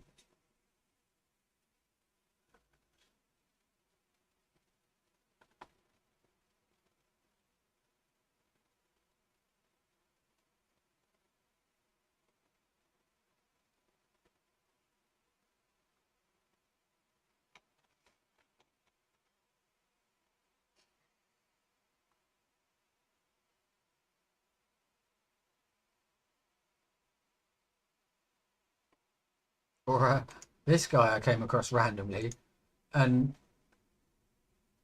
where is it? He did a massive 50-minute video on the 10-year hunt for the lost McDonald's DS game. I watched the entire thing. It was crazy. I was sort of hooked, but at the same time, like, why am I watching this? Like, who wants a McDonald's DS game? It was promotional material made by McDonald's in Japan in order to train staff. So you basically sort of pretended to be an employee, and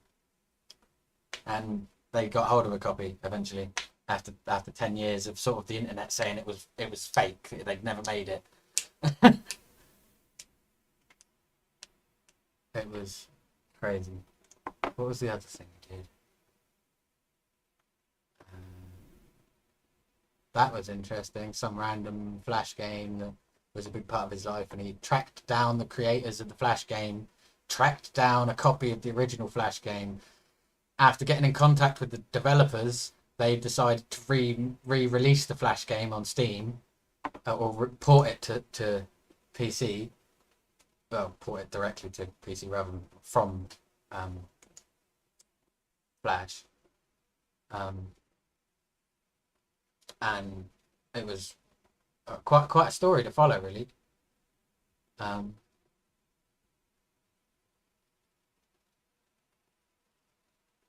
swear there was another one.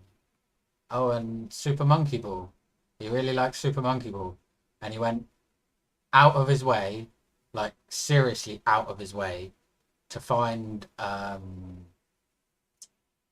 voice actor for the announcer, who is not credited in the credits, and eventually found him after some serious like hunting.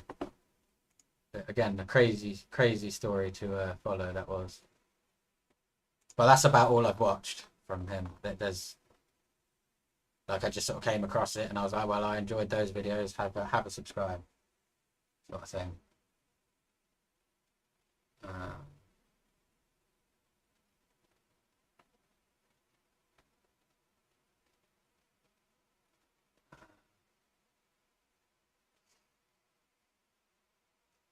This is also pretty awesome.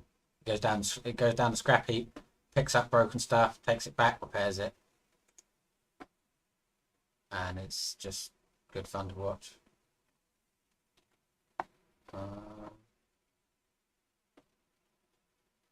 There's a lot of good stuff, really, actually.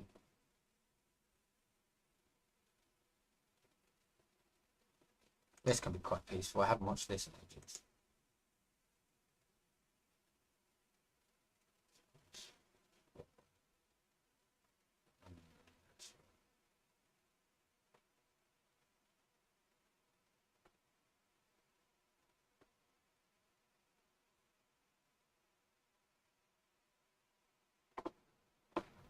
Find one that's really peaceful. Grammarly is a browser extension that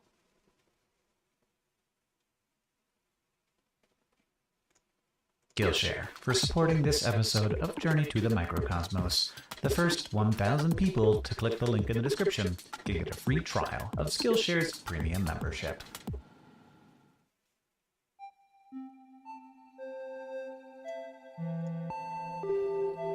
Oh, what? Journey to the Microcosmos? Or did you mean the last one? Do you ever look at a microbe doing something and think, I wish I could do that? I don't know, maybe you don't. Maybe you don't watch a Vorticella casually grab food from a distance and think, wow, I wish I didn't have to get up to get a snack. And maybe you don't watch a single-celled eukaryote enter a protective cyst and think, huh, wouldn't it be neat if I could just chill out in a bubble of my own making when things get tough?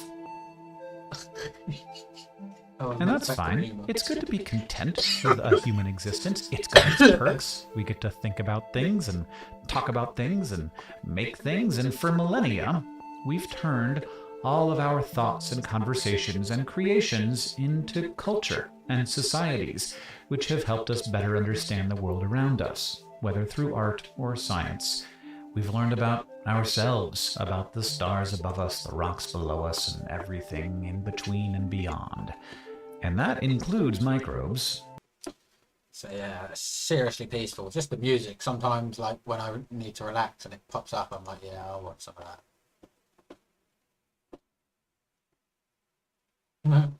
I've clicked on this every time. Almost every time it's popped up. Gutsy cat. Slap.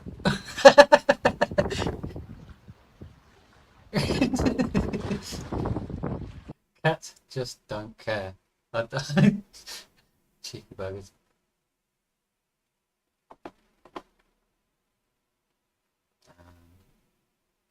Forgotten Weapons is pretty cool.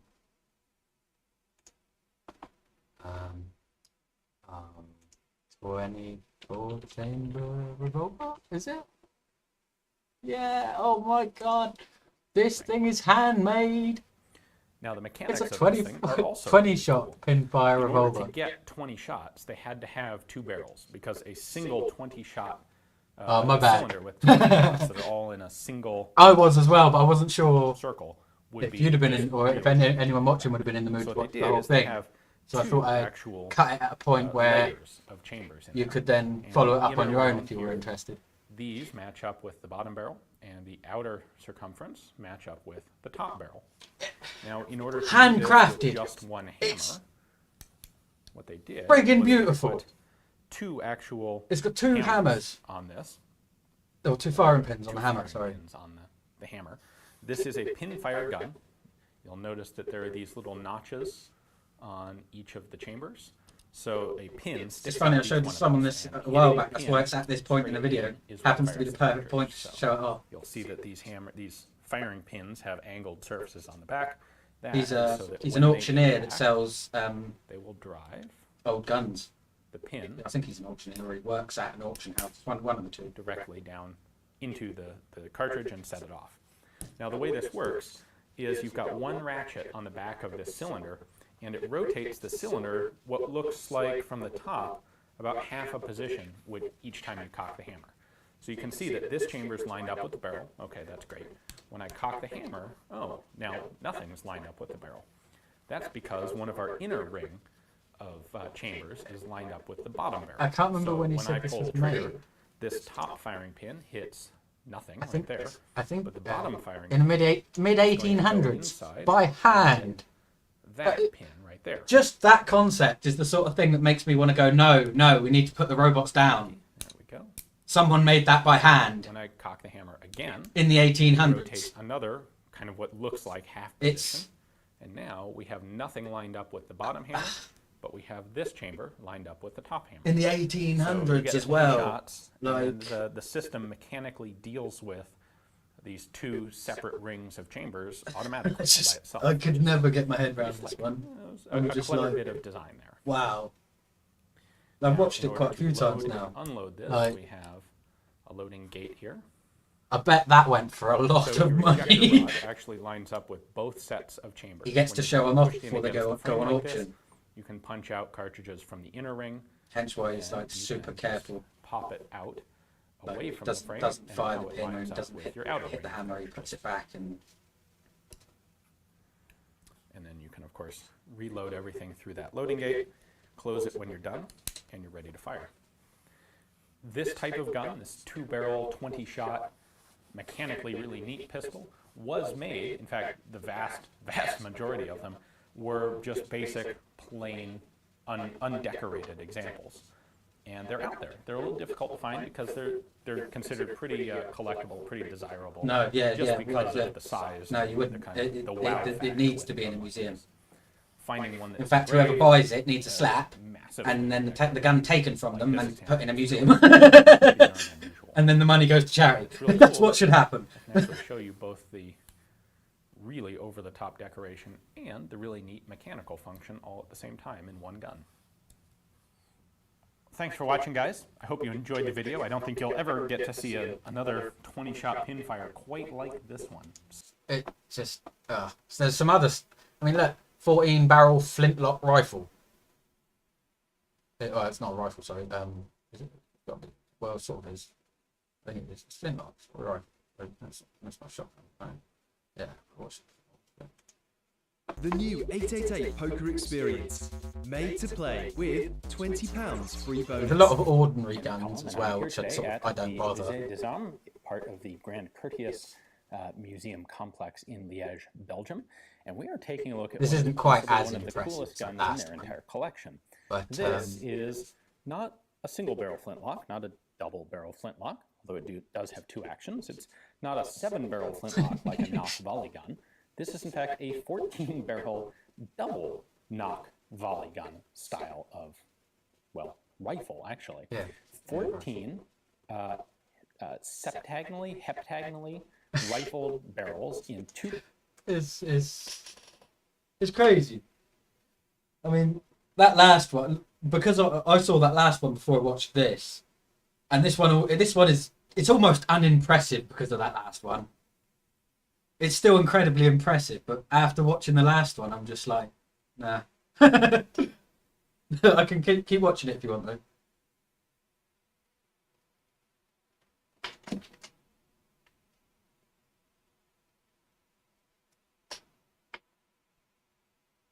Oh yeah, definitely both impressive. But that first one, the decoration is, it's almost perfect. It almost looks like it's been made by a machine, you know, or by a robot. I'll leave it on. Clusters of 7 I'm rolling a cigarette. each cluster fired by a single trigger and a single flintlock mechanism. So this is ye old firepower. Let me show you up I close. try not to watch any channel too much. So this is a because very then impressive gun. when both something for its pops up technical and features, it's the fact that it impressive, is a I'm like, yep, 14-barreled perfect flintlock, timing, which is you know, just like ludicrous to even say. space it out, enjoy the and content for as the much as workmanship possible. that went into it, because everything on this gun is just beautifully made. So let's start with the lock plate. We have a bunch of gold damascene on the gun, including a little bit here on the lock plate. And if you can read that, it's pretty tiny. It says Dupe and Company. This was a London gunmaker. Yeah, the little middle bit. manufactured The whole this thing, piece really. Yeah, I sometime mean, around I couldn't imagine making something like that. Now the story gets really interesting when we look at the top of the gun, because at the back end here we have some beautiful gold damascene inlay, little hunting scene there. But then we have some marking. This is also gold damascened in. But it says, "With this alone, I'll defend Robro Camp, 1795." Well, we know who owned this gun because he wrote a book in the early 1800s in which he described this gun. It was a Colonel Thomas Thornton, and he was in charge of a regiment of militia. And in 1795, they mutinied at a place called Roborough, which was actually spelled R-O-B-R-O-U-G-H, Roborough Camp. And apparently this affected him quite deeply. And later on, a few years later, he would have this gun made, theoretically, presumably, as a sporting arm. But he's also got down here perdition to conspirators, which tells me he wasn't over that mutiny and harbored some harsh feelings, perhaps, for the people who had revolted out from against his command. But all of you get this history just lessons as well. really It's just beautifully inlaid there. I do not know what the significance of Glenmore Forest is, or the date of 1793, but we have yet more gold damascene down here on the muzzle end, along with 3 sights. Now, the middle sight is the one you... What did you say, 1793?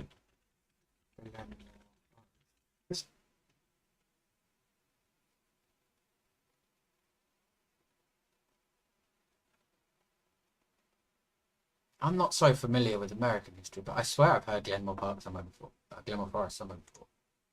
You would actually use. We'll get to these other Although two in a but moment. this guy would find You the have a information, front so middle I sight there, shouldn't think otherwise. and then you have a middle rear sight back on the central partition. I feel like This is really actually a lighter gun than you might expect. I think it can't be much heavier than a standard knock volley gun.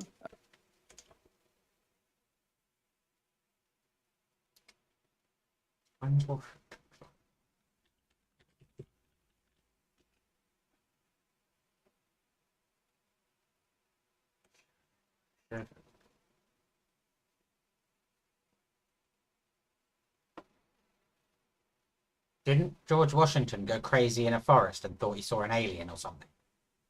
Or a Native American that looked like an alien, and he read it in a book and everything.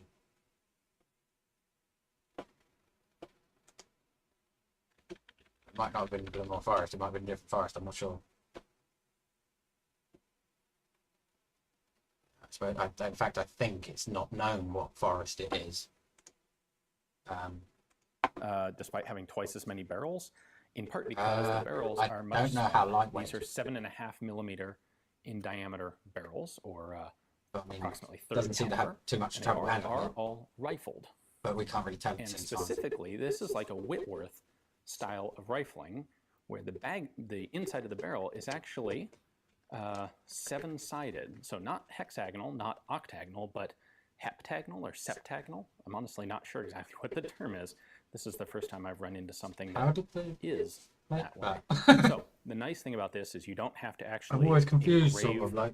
I lands and understand grooves into the bullet when you load. in many ways, but You do conform the bullet, or you, in fact, would probably cast a 7-sided geometric shaped bullet. going back to that sort of like a time Whitworth period, you should hexagonal go, bullet. well, In order to better handle the weight of all 14 of those barrels, this has a vertical front grip on it, which is reasonably comfortable to use. It's at the right point. This nicely balances the gun. The trigger guard is also nicely engraved, and you have 2 triggers, one for the left action and one for the right action. must have taken a while to reload though. Lock plate. And then the stock is quite thick and heavy, which you would want for the amount of recoil that this thing is going to generate. No, I don't. A nice, somewhat engraved butt plate. I don't condone anyone in history really. They're all a Nice bunch of checkering. savages that people aren't willing to admit. Welcome to 888 Casino. You've come to the right place.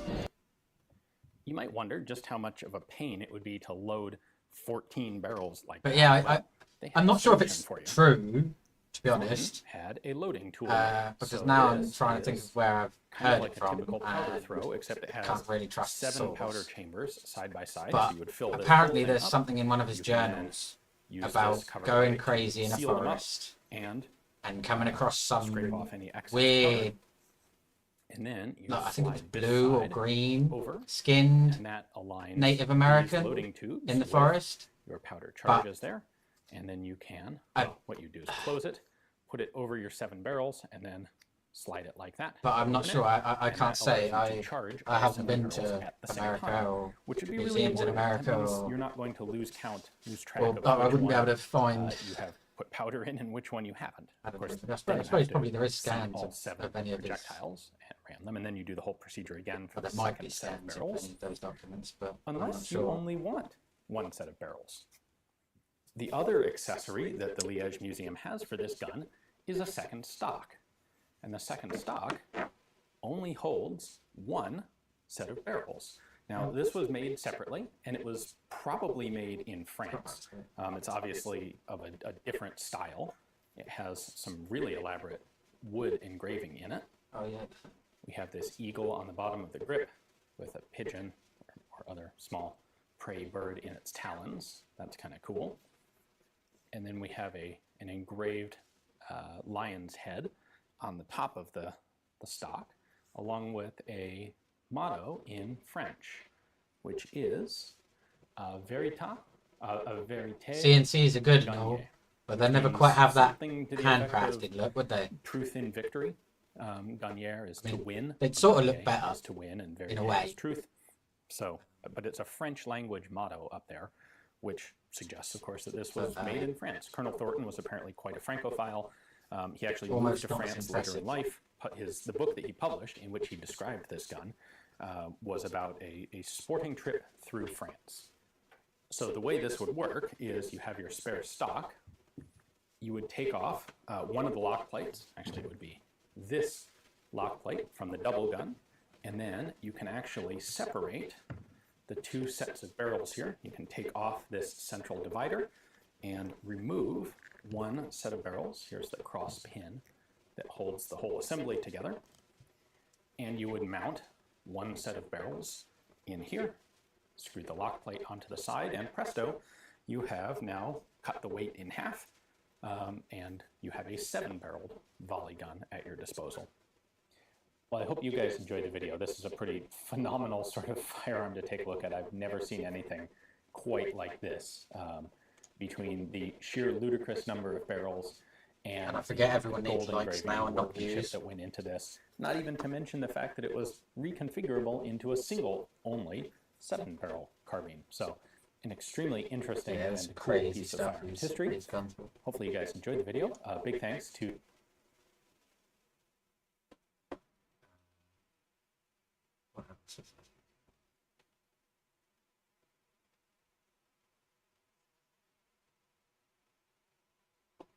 Kurzgesagt, God, can never pronounce it. Kurzgesagt is pretty damn cool. If you've, yeah, God, Whew. Brutal, basically. Oh, they're amazing. I have actually watched every last video they have. Every last video. Like, and they're just so well animated.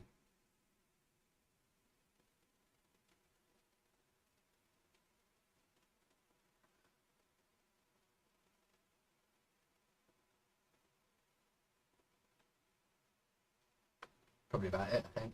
It's specifically good out of what I've subscribed to.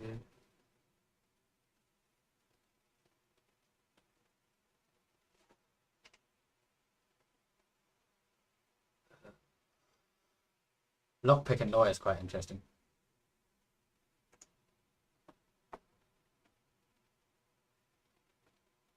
Don't know if you. I would be surprised if you haven't come across it, to be honest.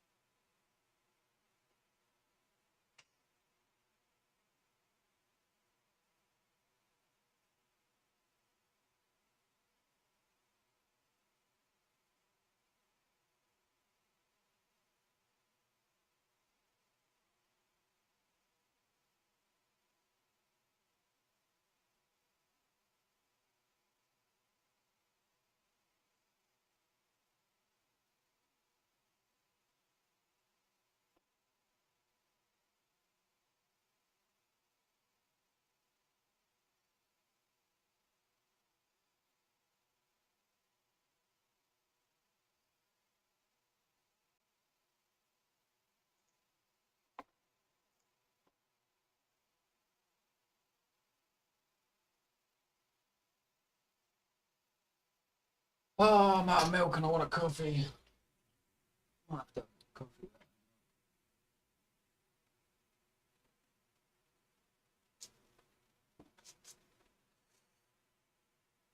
I'm gonna go make a coffee. I'll be back in a moment, and I'm gonna leave this on because this was crazy, but crazy like just crazy. Check the sound. Let's black it out. I'm back in a moment.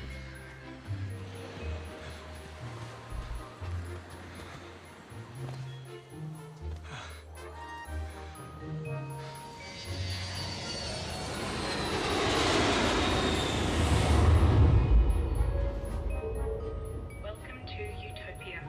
Citizen departures 676. Citizen arrival 087. Frankie! How you going?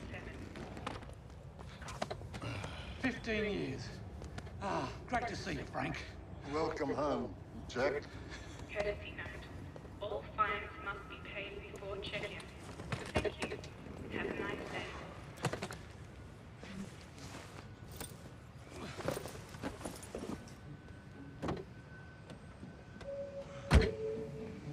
Welcome to Utopia. Citizen departures 676. I can't wait to see Margaret. Arrivals 087. Non-citizen arrivals 07. So glad to be back home. So what's been happening? Anything at all? No, nothing's changed. What a beautiful day. Processing. GPS coordinates confirmed.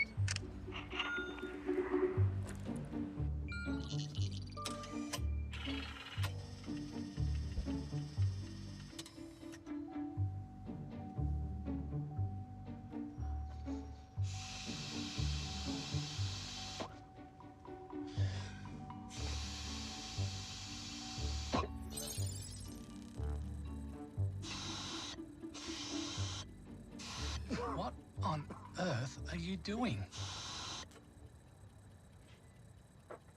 I'm starting the car. What do you think I'm doing?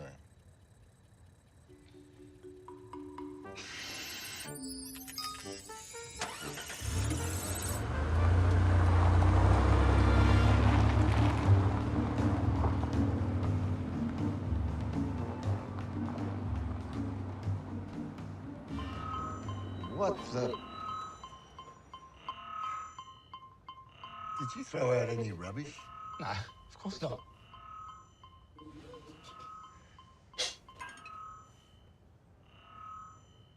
Is that yours? It's my bandana. Must have fallen out of my pocket. So what?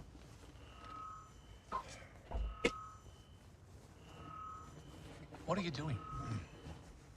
I'm looking for a credit card. A credit card? What for? The car won't start unless I pay the fine. Now you understand? Ah. Oh. How about this one? It's Margaret's. The car's in my name. Well, so? Margaret won't mind. Do this. Outside.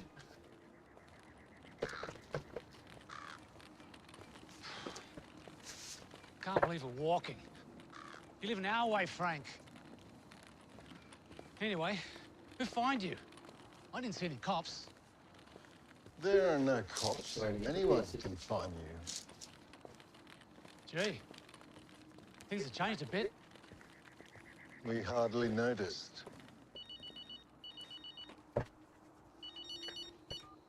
Margaret, Frank, have you seen my credit card? you left it in my car. That's great. Just great.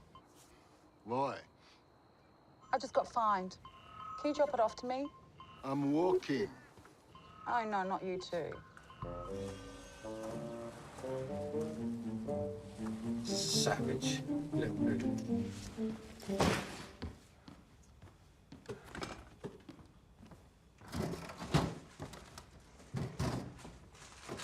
What are you looking for?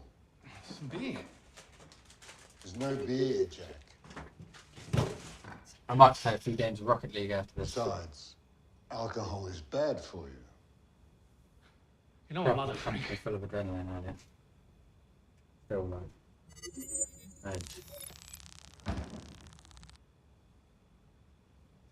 Is that a camera? New regulations. There's one in every home, in every room. It's for our own good, Jack. You gotta be kidding me. Are you telling me that Alcohol is illegal, smoking is illegal, and we're all much healthier now. And our insurance premiums are low. This is madness. What's become of this country? Just keep your voice down. Why? You gonna fire me?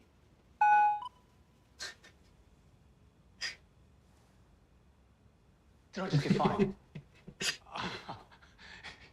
This is too fucking much. What the hell were you people thinking? Don't swear. This is too fucked up.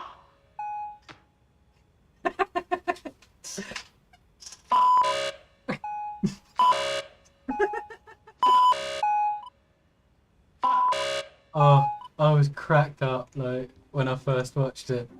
Your government. Still laughing now. Your rules are fucked up. You're all fucked up. Have you finished?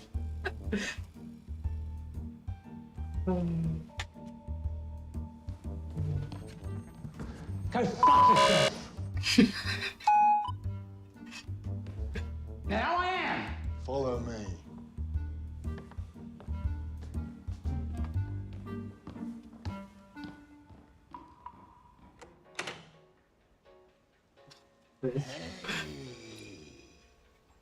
What the hell? No cameras. No fines. Take a seat.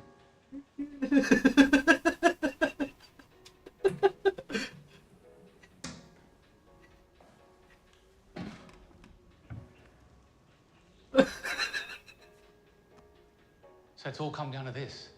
No choice. People started making their bathrooms bigger and nicer than the rest of their houses. But the government and council caught on fast and set limits to the size you can build your bathroom. Is there anything you don't get fined for? I'll have to think about that one.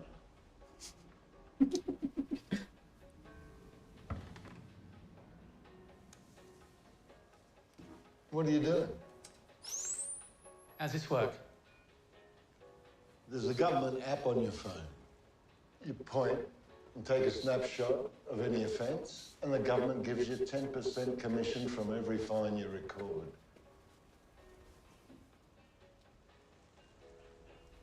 I can't live like this. Sure you can. We're creatures of habit. You'll get used to it. Here, have some food. I don't need any bathrooms.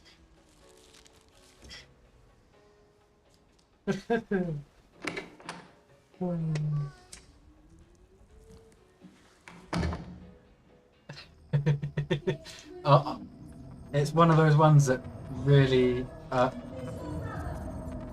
doesn't need to be a longer movie. There's a lot of them that they need more to it, but this was just. Tell him, Frank. Tell me what? I'm sorry, Jack, but you can't stay. Why? $2,000 in fines, Jack? What the hell were you thinking? We also get fined because it's our house. I promise to pay you back. It's not just the money. You've affected everything we do. Until we pay our fines, we miss out on shopping discounts, public transport, bank loans. Everything. I'm your brother, Frank. I can't fight it anymore, Jack. We hate it too. Why don't you just get up and leave the country? We can't leave. Why? We have a mortgage. Any debts, big or small, you can't travel outside the country. Simple as that. All the changes started happening slowly after you left. I did the protests, but teenagers and hippies on the streets aren't convincing enough. Can't blame the people.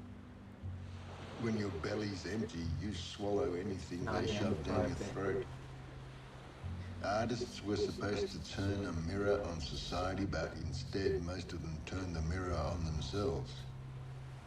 And it became a selfie. And most writers, artists, poets sold out, too scared to challenge in case they lost a corporate sponsor or some government grant.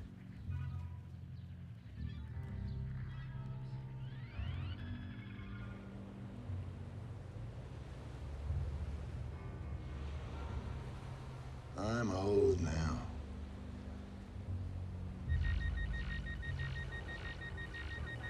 I'm tired now. I've done my fighting. I'd like to live out the rest of my life with the few freedoms I have left.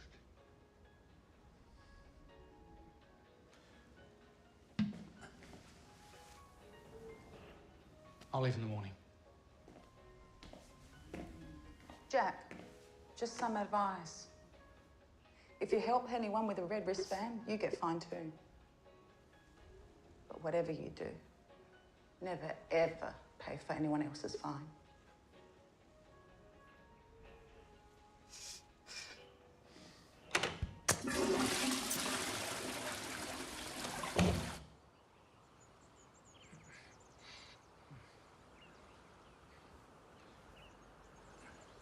Hello? Hello. Are you okay? Why are you sleeping here? I don't have a home.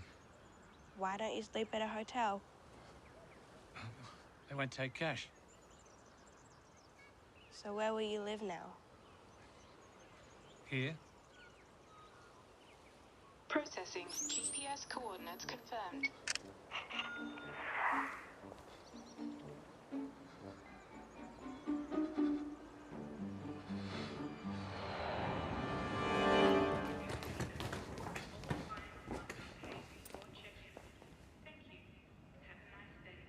Margaret, nice to Ticket, sir.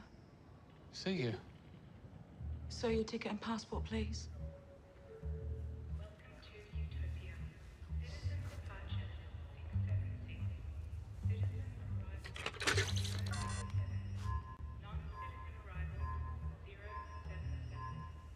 I'm sorry, sir, but you have unpaid fines.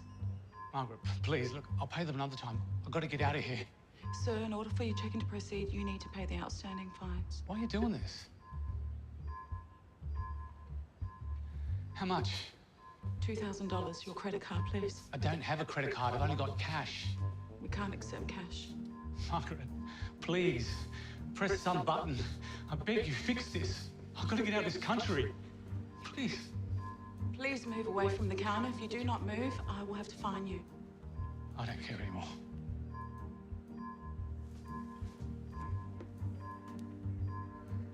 Sorry, Jack. I know you are. I forgive you.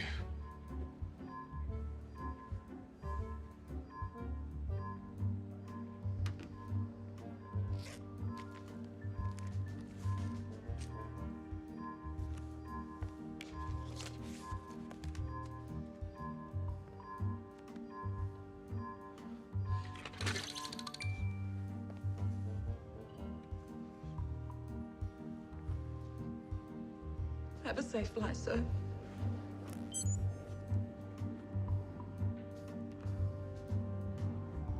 Thank you. Thank you. Warning. Illegal payment detected. Do not move from your current location. Your cooperation is appreciated. Thank you.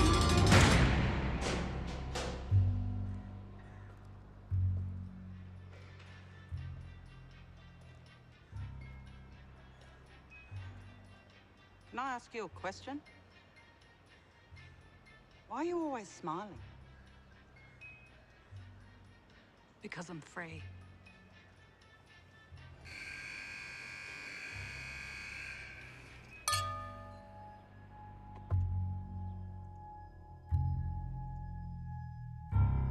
I know, and it's It needs more views. They got 3 mil subscribers, so they're doing all right. But it's only got that many views. This needs like worldwide recognition. That's the sort of future I'm worried about.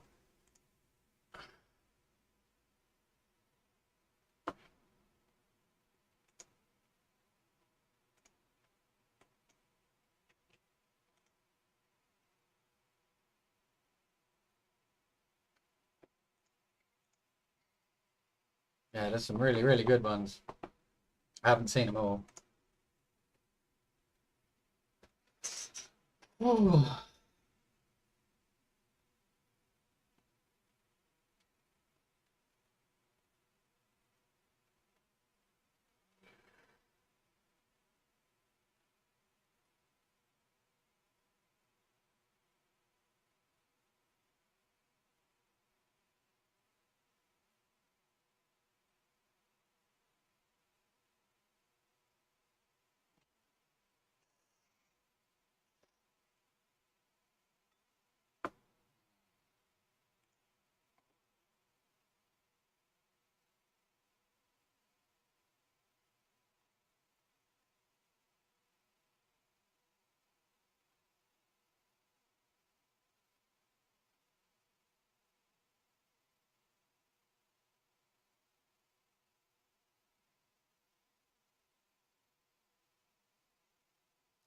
Have you seen District 9?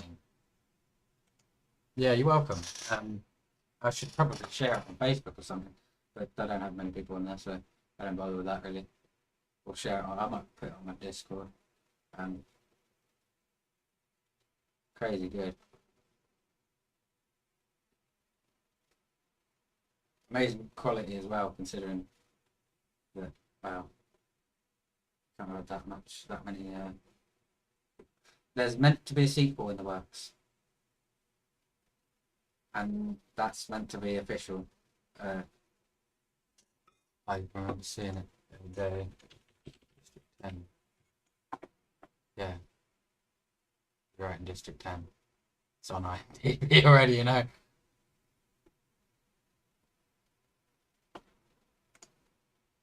I can't wait. Such a strange but really cool movie. And I can never get over the way Vickers was like, fucking prawns. Oh, so ridiculous. But funny and meaningful at the same time. And they don't even really look like, well, no, they don't really look like prawns at all.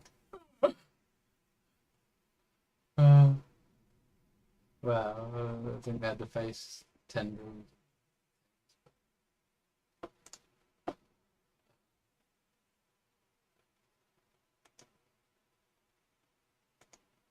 I'm kind of surprised, actually.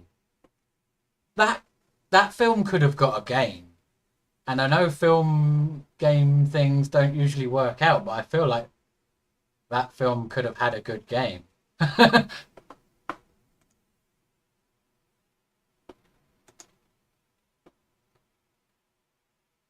Where you're like, I don't know, another team, and you see Vickers go crazy. That would be pretty cool.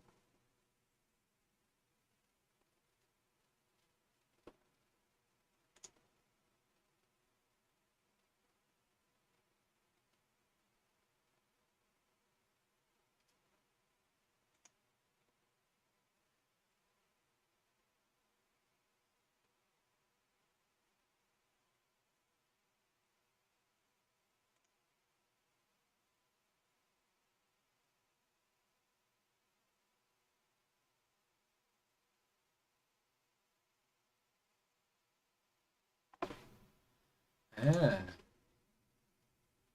Yeah, I don't really subscribe to anything that isn't top notch.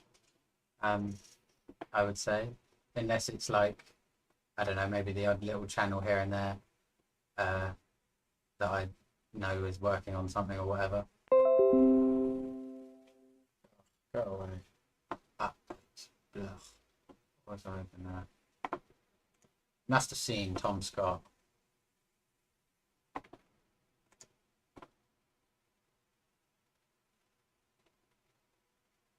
although maybe not.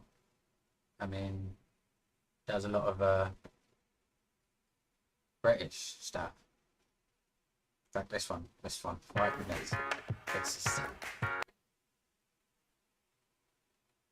I really need to put ad blocker back on.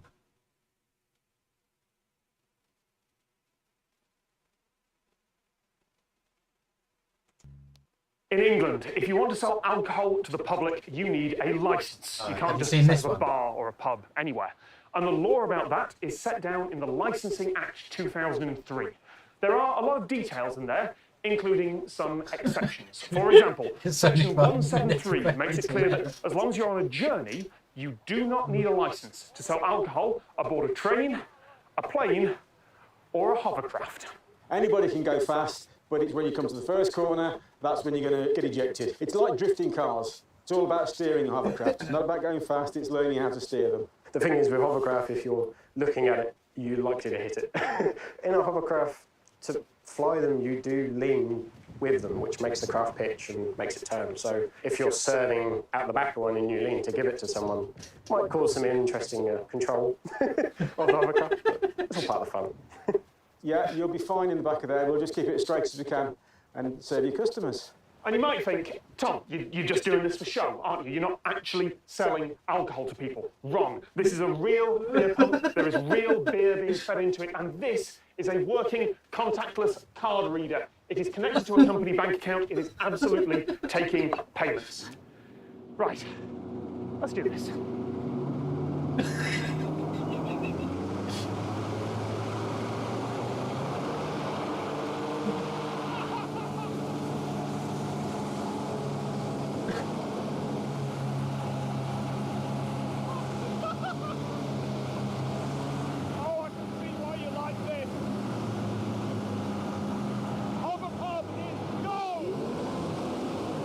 I did try to do my piece of camera on the hovercraft. You couldn't hear a thing, so I'm going to explain in voiceover how this all worked, in between the bits where I have to shout at people. Full disclosure, there are only trusted friends buying alcohol today, both for safety and because while the selling alcohol part does appear to be legal, I'm pretty sure there are several other trading standards laws I'm only vaguely following. Don't take this as legal advice. But yes, the contactless card reader really did work, and yes, that is a terrible half pint of beer. There was a sparkle on the tap, and the whole thing had been jostled and vibrated by the hovercraft.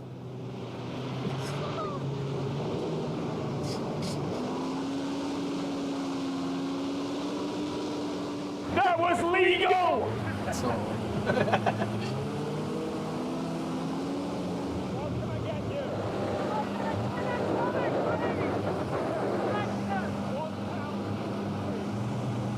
Yeah, that should have been the first clue that I misheard. And £1.50 was not the price of a gin and tonic, it was the price of a half pint. Another terrible half pint, that's mostly It's ridiculous, foam. it's So as amazing, Mark mate. the pilot tried desperately to counterbalance me,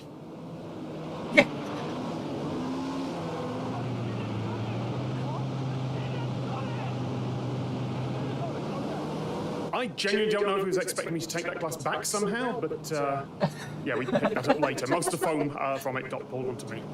Oh, and watch the plastic glass between my knees there? Yeah, we picked that up later too. Note I'm using a thimble measure for the gin there. 3 pour of spirits for drinks like that isn't legal in the UK. You're fine if it's a complicated cocktail, but for something simple like gin and tonic, legally you have to measure it out. And remember, we've got to keep moving at least slightly. The exemption only works if the hovercraft is on a journey, even if that journey is back and forth across a hovercraft racetrack. So jammy. I did not bring a change of clothes. I drove home smelling faintly of gin and tonic.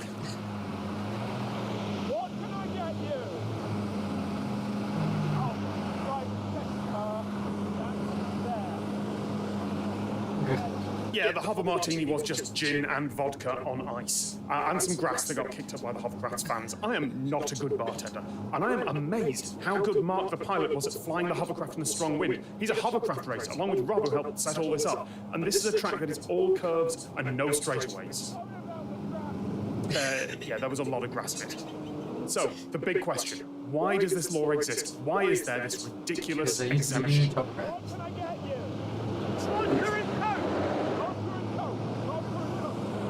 Alcohol licenses are granted by local authorities in England, and trains and planes travel through the whole country. It's meant to cover selling alcohol to passengers. And while these days there's only one hovercraft service and it takes 10 minutes, we used to have massive hovercraft that had crossed the channel to France.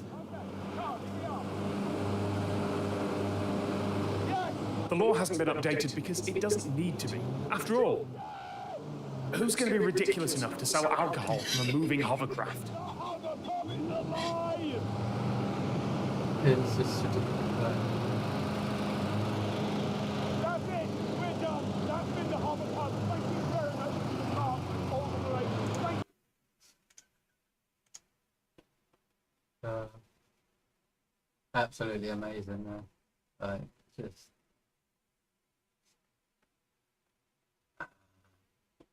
Have you ever played Diablo 2?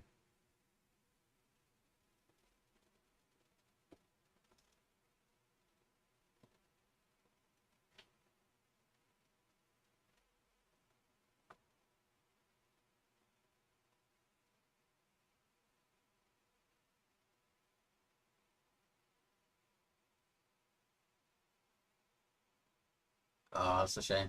There's this channel does some cartoons regarding that game, and it wouldn't really make sense if you haven't played it.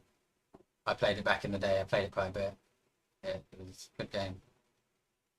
Before I lost my love for fantasy games.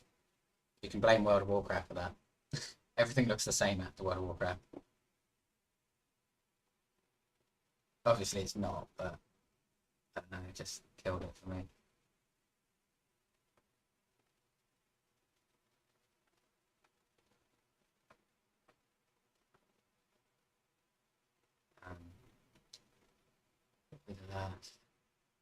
I did play Dragon Age 1, but I don't remember if I finished it, if I really enjoyed it. Like, I don't really remember it. It didn't stick out to me. It's a shame because I used to get a lot of enjoyment out of them. Morrowind and Oblivion, Diablo, Baldur's Gate.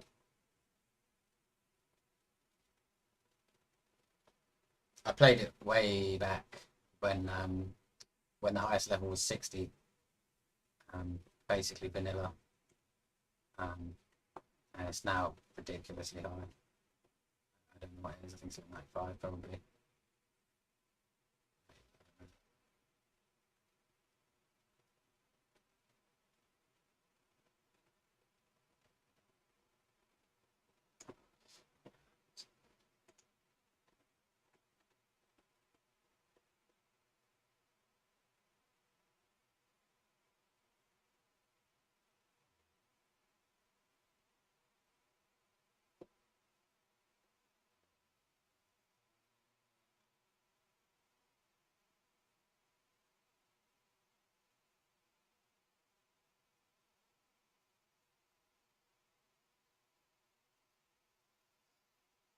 My mate showed me these. They're quite funny, but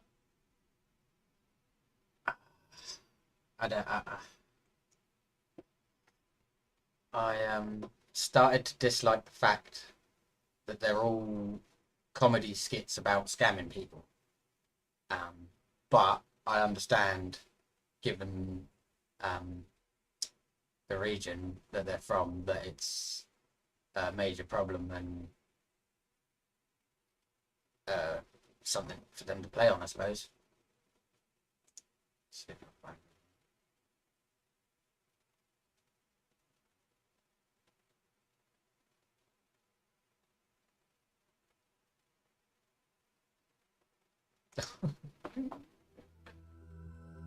Most people know the plot as looking like a split. Yeah, you know, yeah. 4 stars that make up the couple. I mean, I feel like I shouldn't have started to dislike it because of that.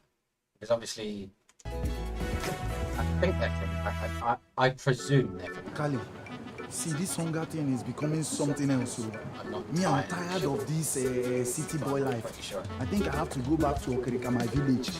What are you waiting for, Nabuma? Just go to your village. Me, I'm tired of feeding you. Go. You think I'm joking?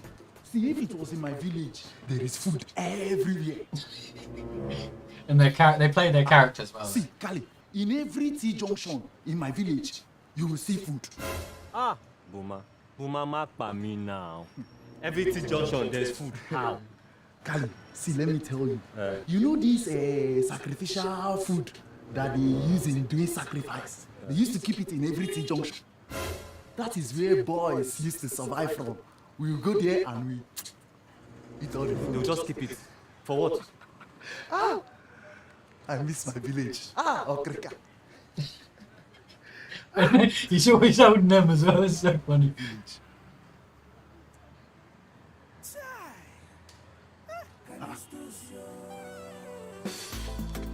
Kali. King Kali. My daughter, why have you come? Baba, it's visa issues. Everyone in my family have all traveled from one foreign country to the other. But every time I apply for visa, they deny me. I'm even suspecting one of my cousins. I'm thinking she wants to use her witchcraft to tie me down to this country. Exactly. I knew it. She tied you down to localize you. But she's traveling from one country to the other. When she comes back, she gives you chocolate, Abby? Yes, sir. That's it. Ah, you are the right place, my daughter. See, you travel till you get tired. Even when you don't apply for visa, embassies will be calling you. Come and take, come and take visa. Come and take.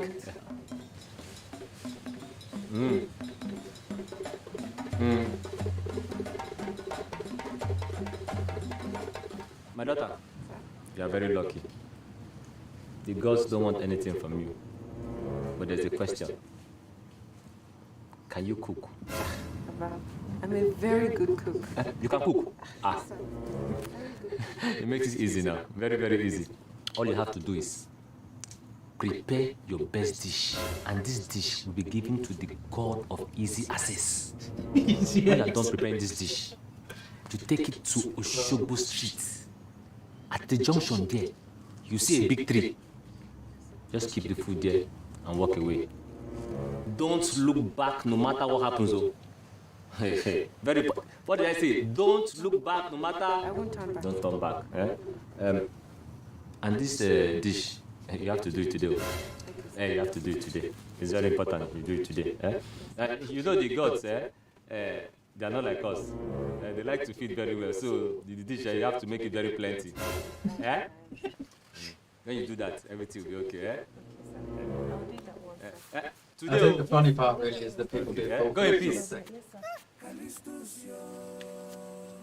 Too much water, plenty and go. You're just like a radio. You sabi talk, but you know they do. You know get money, but you want to then get and post you.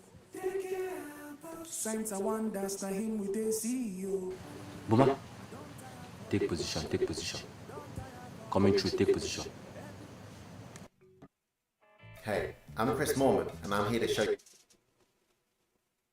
on 888 Poker. Yeah, that's pretty much what they all are. Like, not like all of them. I think it is all of them. They're all just like scam skits. But I suppose they must have actually dealt. They might have even dealt with most of these in person, or fed off of stories of them. Gale.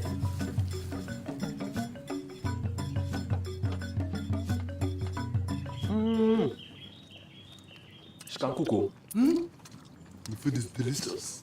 But how can she just bring this food there without drinks? Yeah?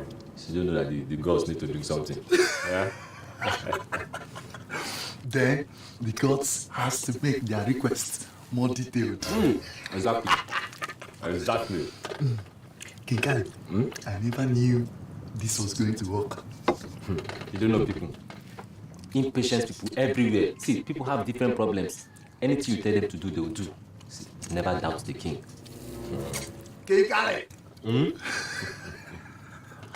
See, Buma, we need to hurry up, eh? Eat fast, because somebody else might just come now.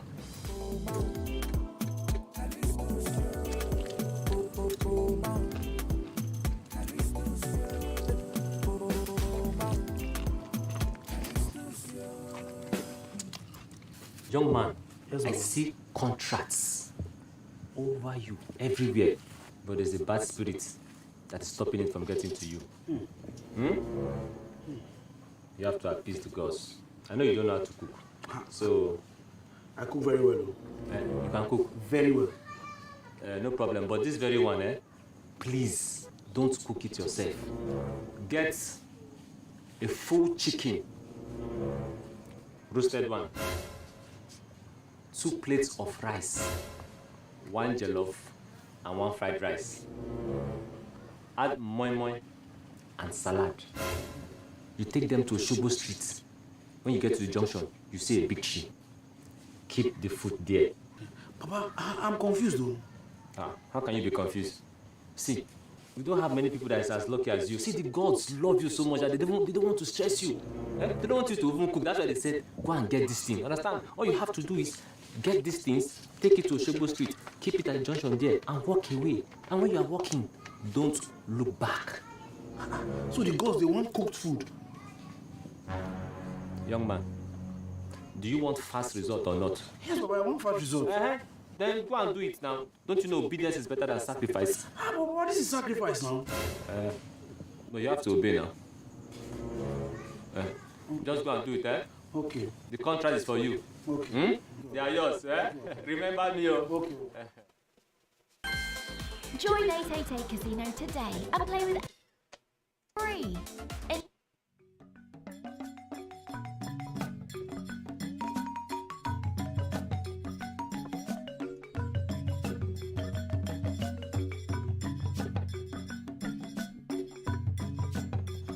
Speak to me. Speak to me, young man. I'm listening. Baba, for the last couple of years, I have proposed to 4 different women. Not 1, not 2, but 4, Baba. And none of them accepted my proposal. It's not as if I'm not handsome or financially comfortable. Young man, there's a spirit of rejection around you. We have to break the yoke of rejection so that the God of love can visit you with the flavor of acceptance. So, Baba, how do I go about this? Good question. Do you know that Amala joint at Kado? Yes, sir. Close to that bridge? Yes, sir. You go there. You get 3 wraps of Amala. 3 wraps of Pounded yam. Iwedu and Begiri. Brokoto. Egusi and assorted. And then what? Let me finish. You buy 4 cans of energy drink. Do you know Oshobo Street in phase 4? Yes, sir. You take it there. This is to fight every spirit of rejection that is around you. Oh, so that explains the energy drink. You are wise, my son. Baba, is it that the gods have a customer? Can't I just buy this from any restaurants close by? Young man, when the God speaks, no one challenges. See this body? Just the body of a messenger. Do you want it or not? You want to be rejected, Abi? Baba, see, I have suffered enough. If this feast is my solution, no problem. And it has to be today. Today, sir. Or your rejection has not even started. Right away, sir. I'm going. Today. Thank you, Baba.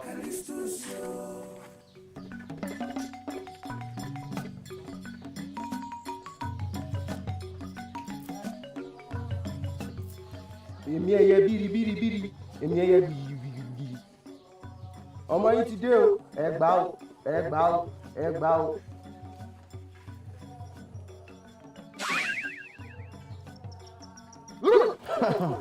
Ẹ ti gbà. Ó yá.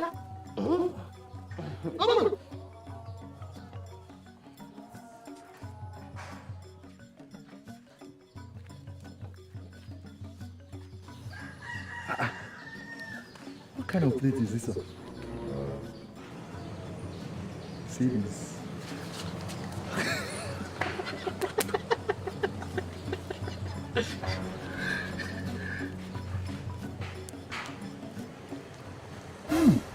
Oh, Mau.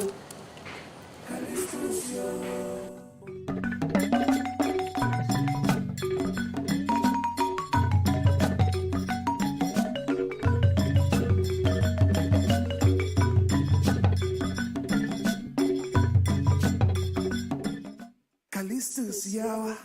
Oh, yeah. Me kuna give a makatawa.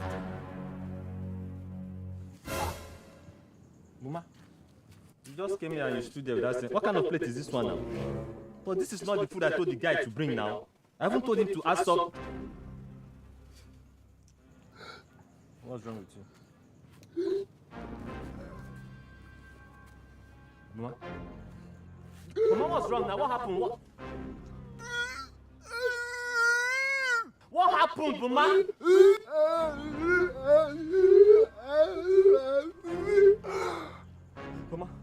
Mama, did you eat from this food?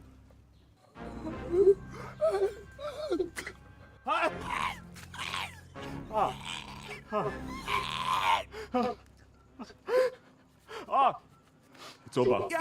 They always get the comeuppance.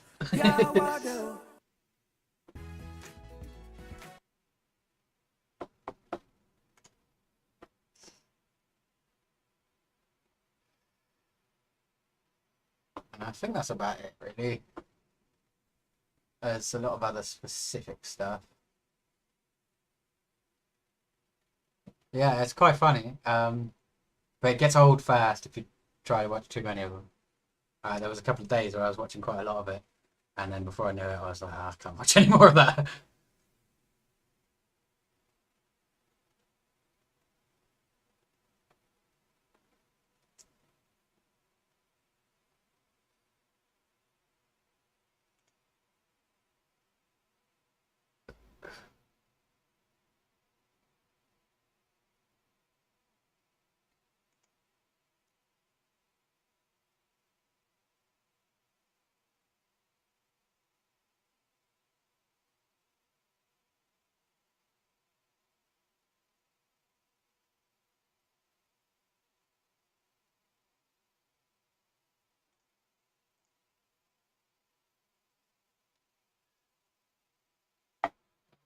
Oh, I think I'm going to jump onto a game or two of Rocket League.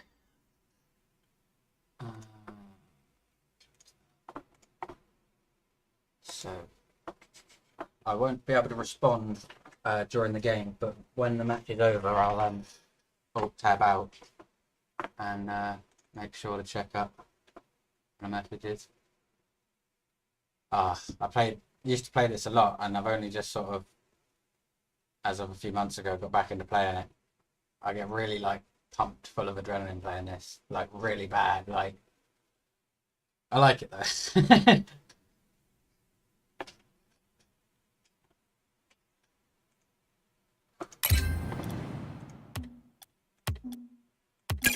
Oh.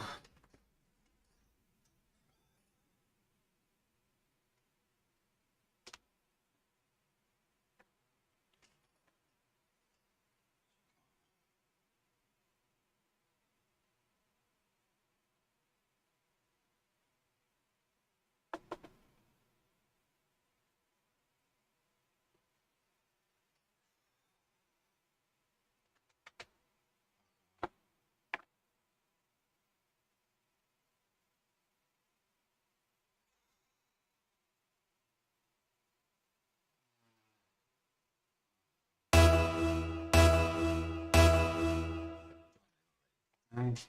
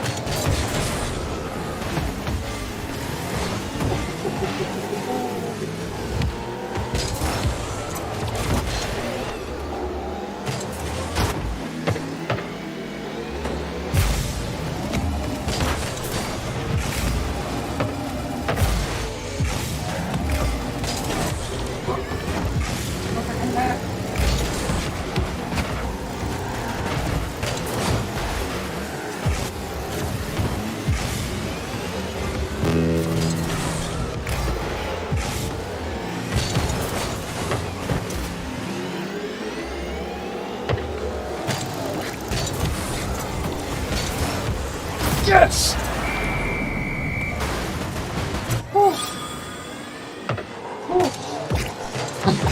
Bye-bye.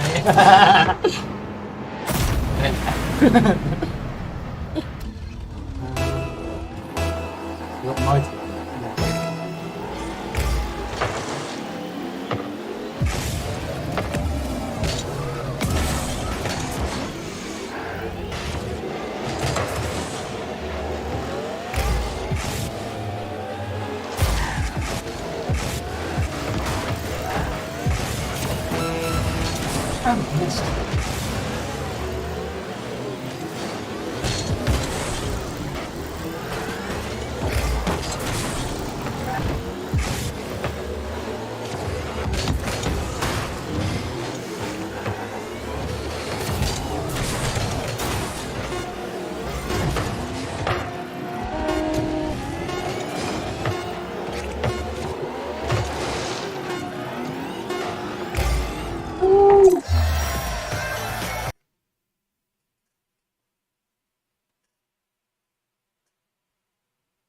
I didn't think I'd get into it because I hate football. I'm not a fan of football. But I think it's because I'm kind of good at it. I mean, it's just basic physics. It's just a ball. It goes exactly where you want it to, as long as you shunt it in the right way. Like, sometimes I get mad goals off the corner and all sorts. Because I just hit it with, like, the right side of my bonnet, and I know exactly where it's going.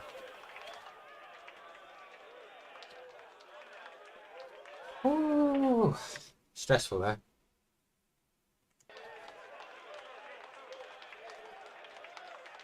Whew.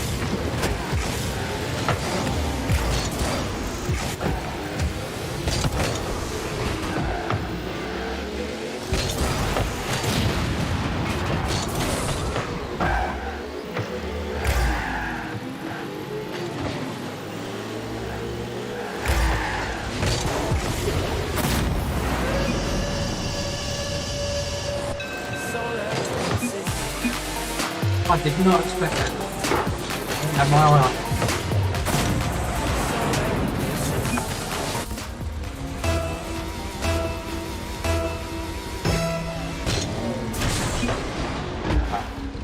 Oh, that's cool. I don't like that as a comeback. Damn it. Well, I guess they just mess it right out.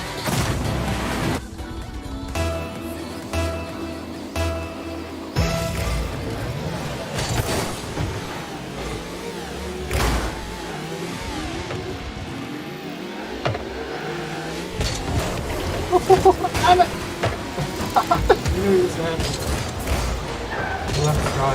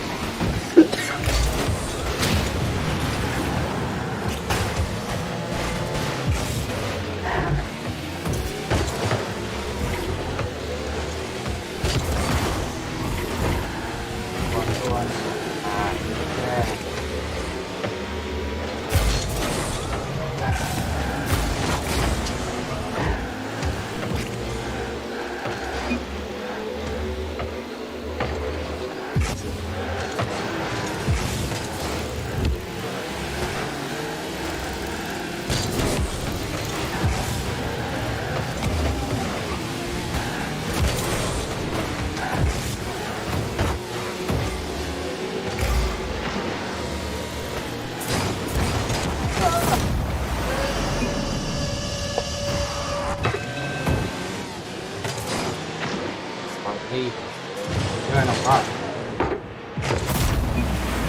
Good game. Both parties playing quite well. Come on. Get rid of the money.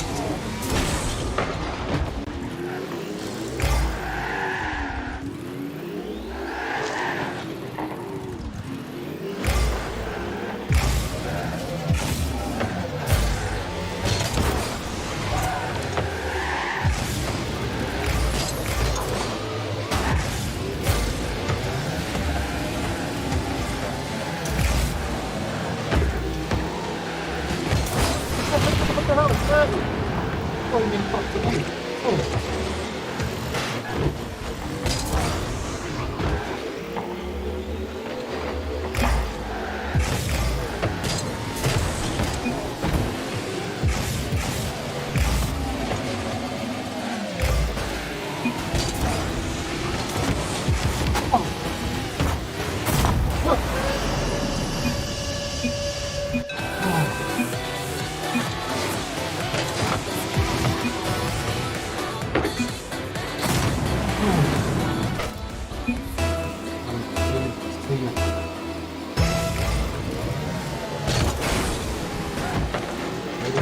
What are you doing knocking it back on our side?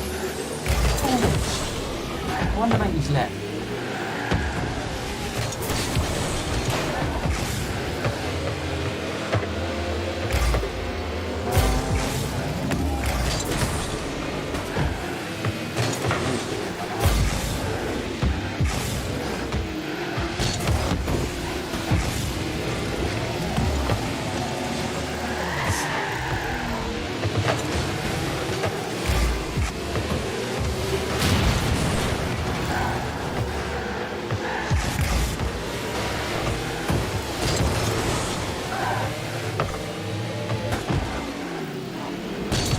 It's out.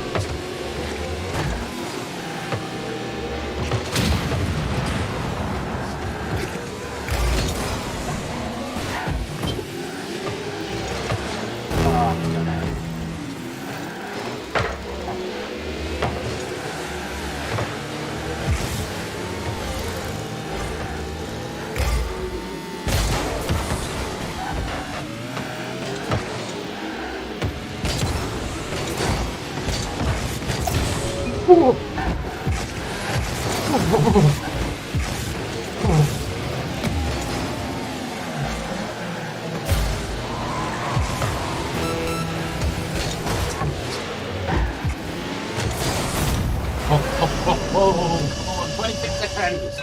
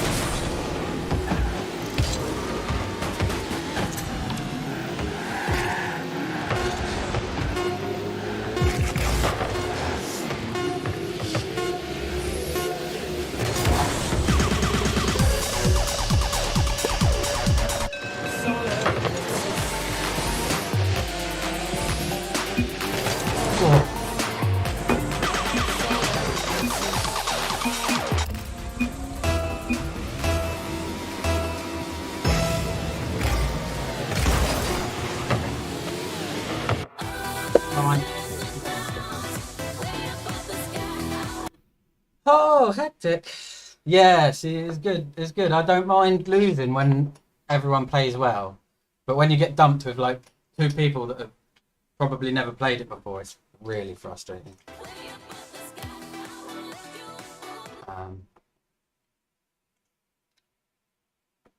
Oh, alright. One more. Oh no, I got stolen.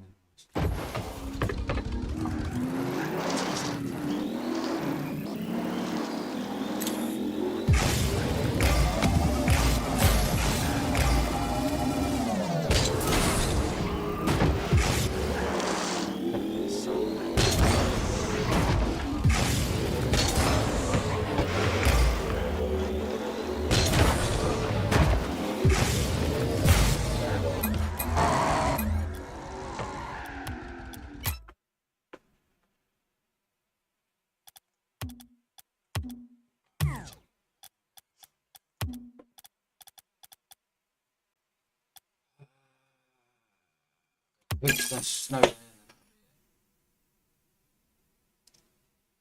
Otherwise, I end up playing this for countless hours and getting It's crazy. again if you don't. Well, I suppose it's not so much if you don't know how to play, but if you're against people that know the perfect tactics, that's it. No way, see someone on my team just dunk. I'm like, what?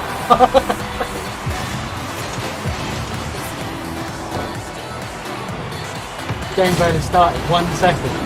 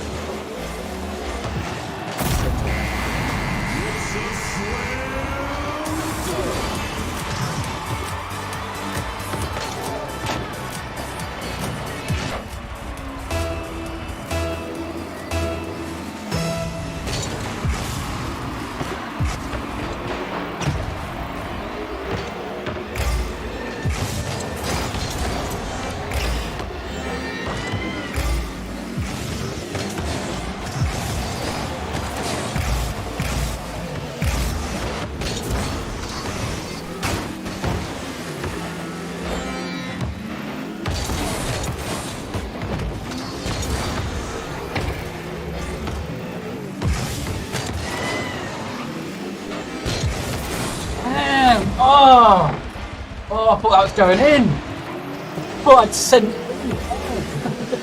Oh, my.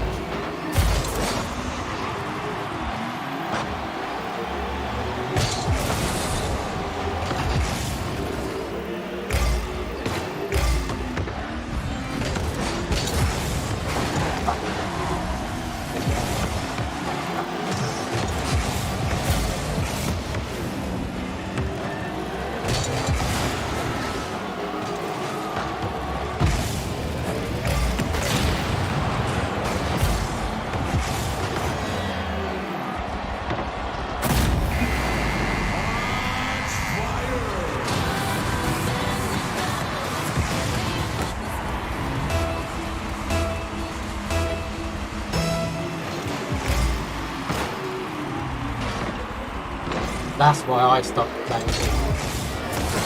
Because it literally, some people will just, you'll enter a game before you know it, you're like 25 down in a 5-minute game. You're like, no. Stuff that. In fact, I feel like maybe they should remove boost for this. because then it's stuff you flying about like. Then I suppose it wouldn't be what.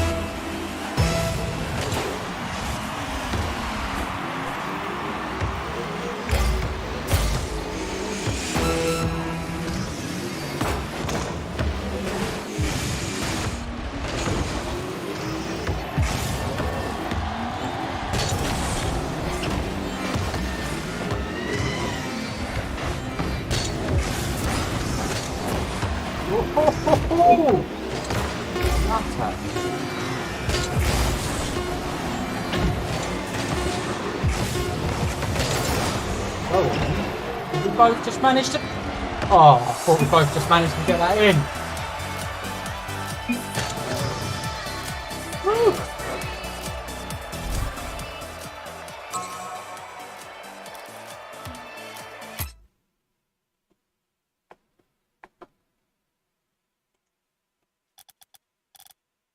I think I called it. Done. Oh. That's not as good as my games earlier, but not too bad. Not too bad at all. And it's getting late. That's when all the better players come online anyway. That'll be why.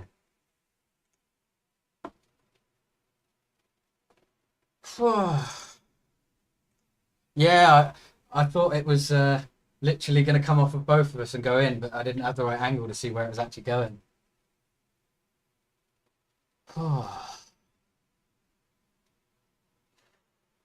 There was an American football mode a little while back. That was crazy, but it's not in the game anymore. They removed it. It was only temporary, I think. It's for NFL season.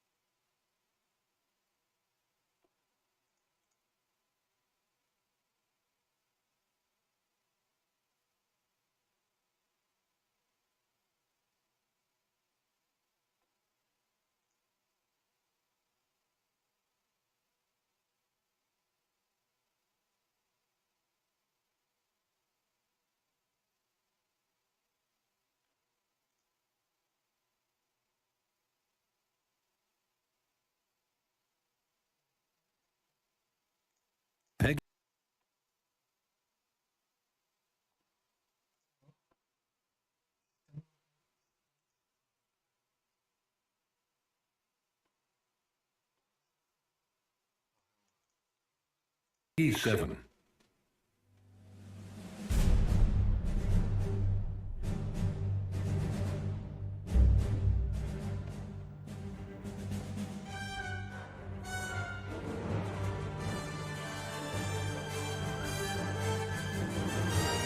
Two contacts just appeared on sensors. Lights 3 and 4, begin your burn, full thrust. This is the bridge. Everyone hold on tight. Fire. Reports of damage front and rear, level 2, 6, and 10. Shield at maximum. Mayday, I'm losing it. Hang on. Keep firing. This is the Earth ship Prometheus. We've lost hull integrity and life support on decks 3 through 7. Enemy ship is in range.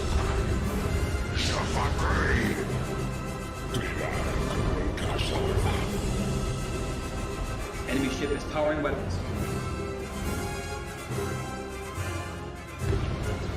We've been hit. Core is overloading. We must up.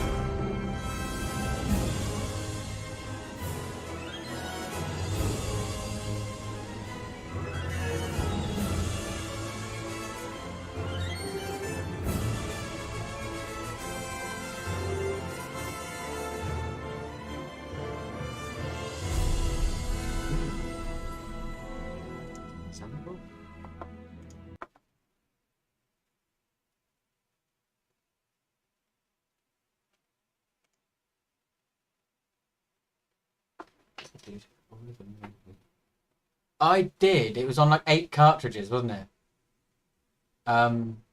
Funnily enough, when I had a Game Boy Advance, I can't remember what clip I put on there, but I'd put something onto.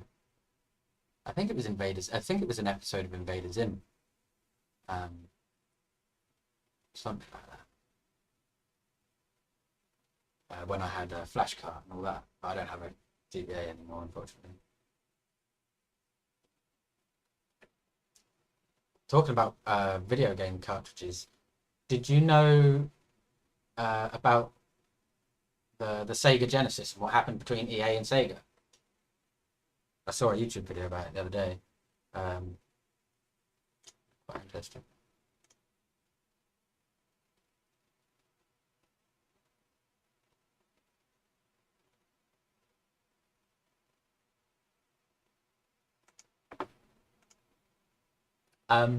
Back when the Sega Genesis came out, EA approached Sega because they wanted to get a license to make games for the console. They'd already tried Nintendo, and they basically EA wouldn't accept Nintendo's agreement, which was effectively that Nintendo has full control over everything. Sega's agreement was the same. And apparently the CEO of Sega jokingly said, if you're going to want to make games for our console, you're going to have to go and reverse engineer it yourself.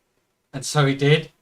And then they released the little yellow tab Genesis or Mega Drive cartridges completely without licensing. They just reverse engineered the console. It actually put EA in a bit of a new light for me.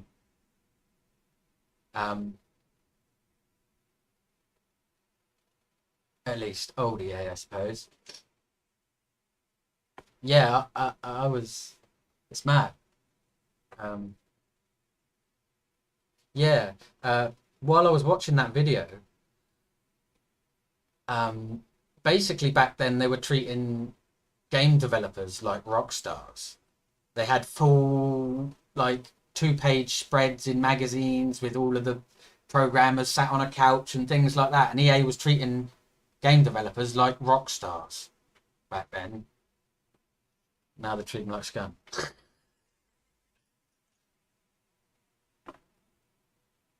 It's a shame, really.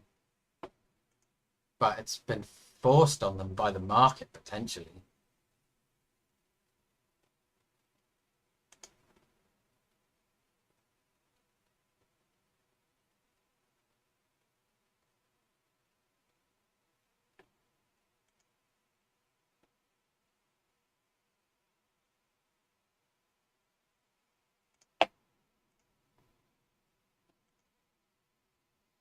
Have you played the new Battlefront 2?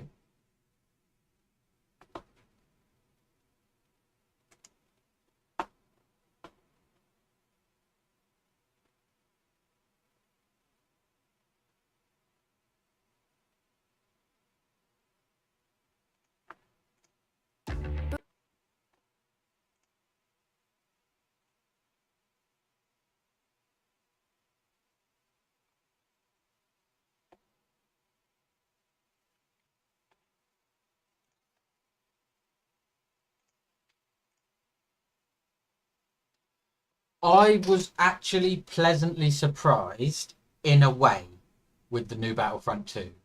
I really enjoyed the single-player campaign. I haven't actually got around to playing the multiplayer yet.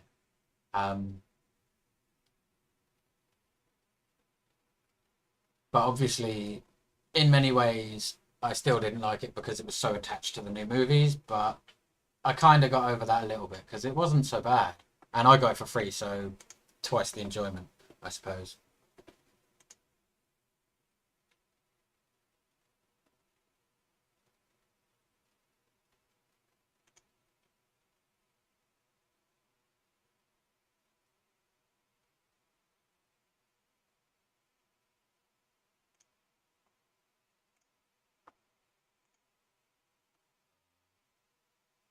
To be fair, there's more games than anyone could play in their lifetime. It's crazy.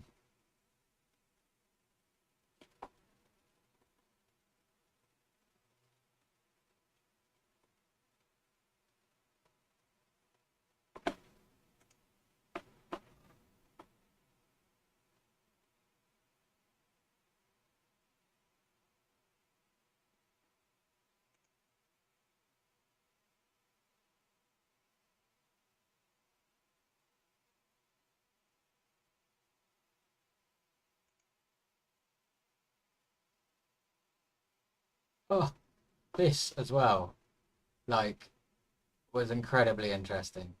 It's a piece of junk, really, because apparently they jam all the time. But it was kind of interesting.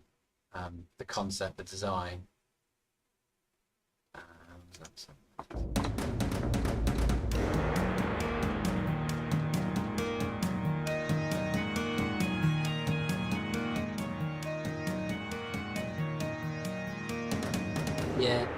Yeah, it's what you got to do. And occasionally reach out for things you really want to try or play. Hi guys, thanks for tuning in to another video episode on Forgotten Weapons. I really miss having physical copies of games. Cool stuff I've still got up for sale. some on my shelves, but September 2014 not as many as I used to. And one of the items we have to take a look at, this is an interesting, controversial thing. This is a Nazi SS belt buckle pistol. Really cool mechanism. The interesting question is, what is the history of them? All right, let's start by looking at the mechanics of this piece, because there's no arguing that that is a really cool part of it. We have this cover, which conceals a 4-barrel mechanism, 4 triggers, and when you want to use it, what you do is grab this tab down here, this tab up here, squeeze them together, and out pops your barrel mechanism. Let's do that again so you can see it. Apparently they jammed, I think he says they jammed a lot, but it's still pretty damn like crazy. You can see there's a little brass protector in here because this piece opens the top cover by scraping against it, so that protects it. Now we have our 4 .22 caliber barrels, and we have 4 firing pins, 4 striker springs, and 4 release triggers. When you want to fire, you just press in one or all of these. You can see the firing pin striker comes forward. That operates a firing pin under this side, which we'll take a look at in a moment. You can do that to all 4 of them. Now to recock the mechanism, to extract the empty shells, and to close it, we have this lever over on the side here. Pull that out, and then you can push this down. Pushing it down recocks all 4 of the strikers. It's quite crazy that it's so very much simple to see how that works. mechanism can be fit in such a small space. And this detent hole, and when the gun is fully open, that pin locks in there.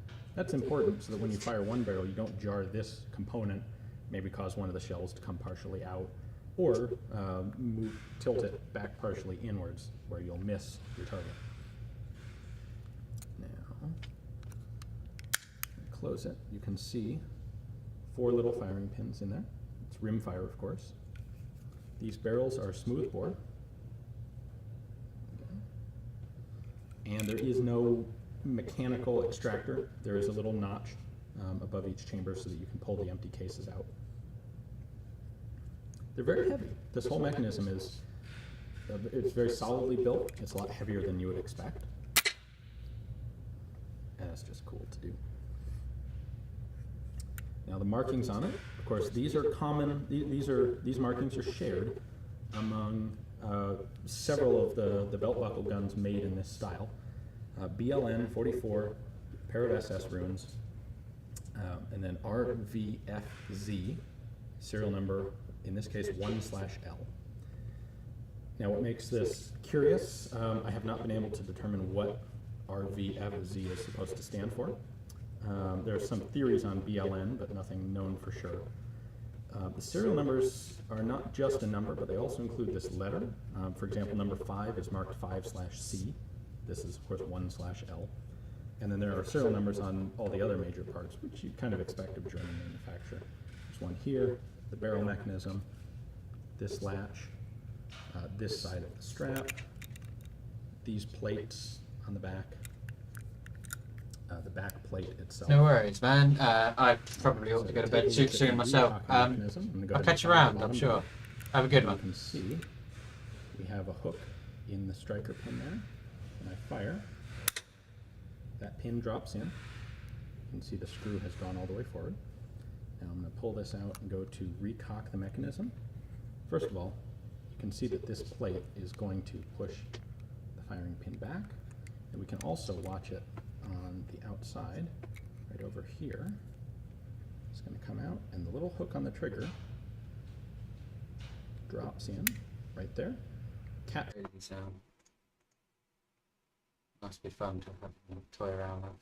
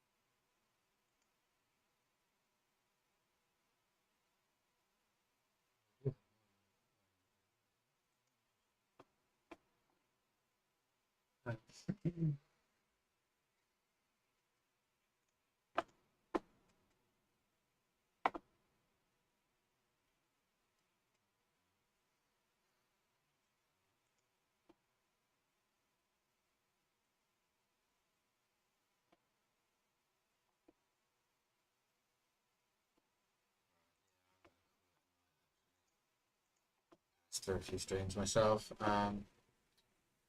Ciao everybody, thanks for stopping by. If you're still there, Takoyaki, good to talk to you, and I'm sure we'll catch up again soon. Have a good day everybody.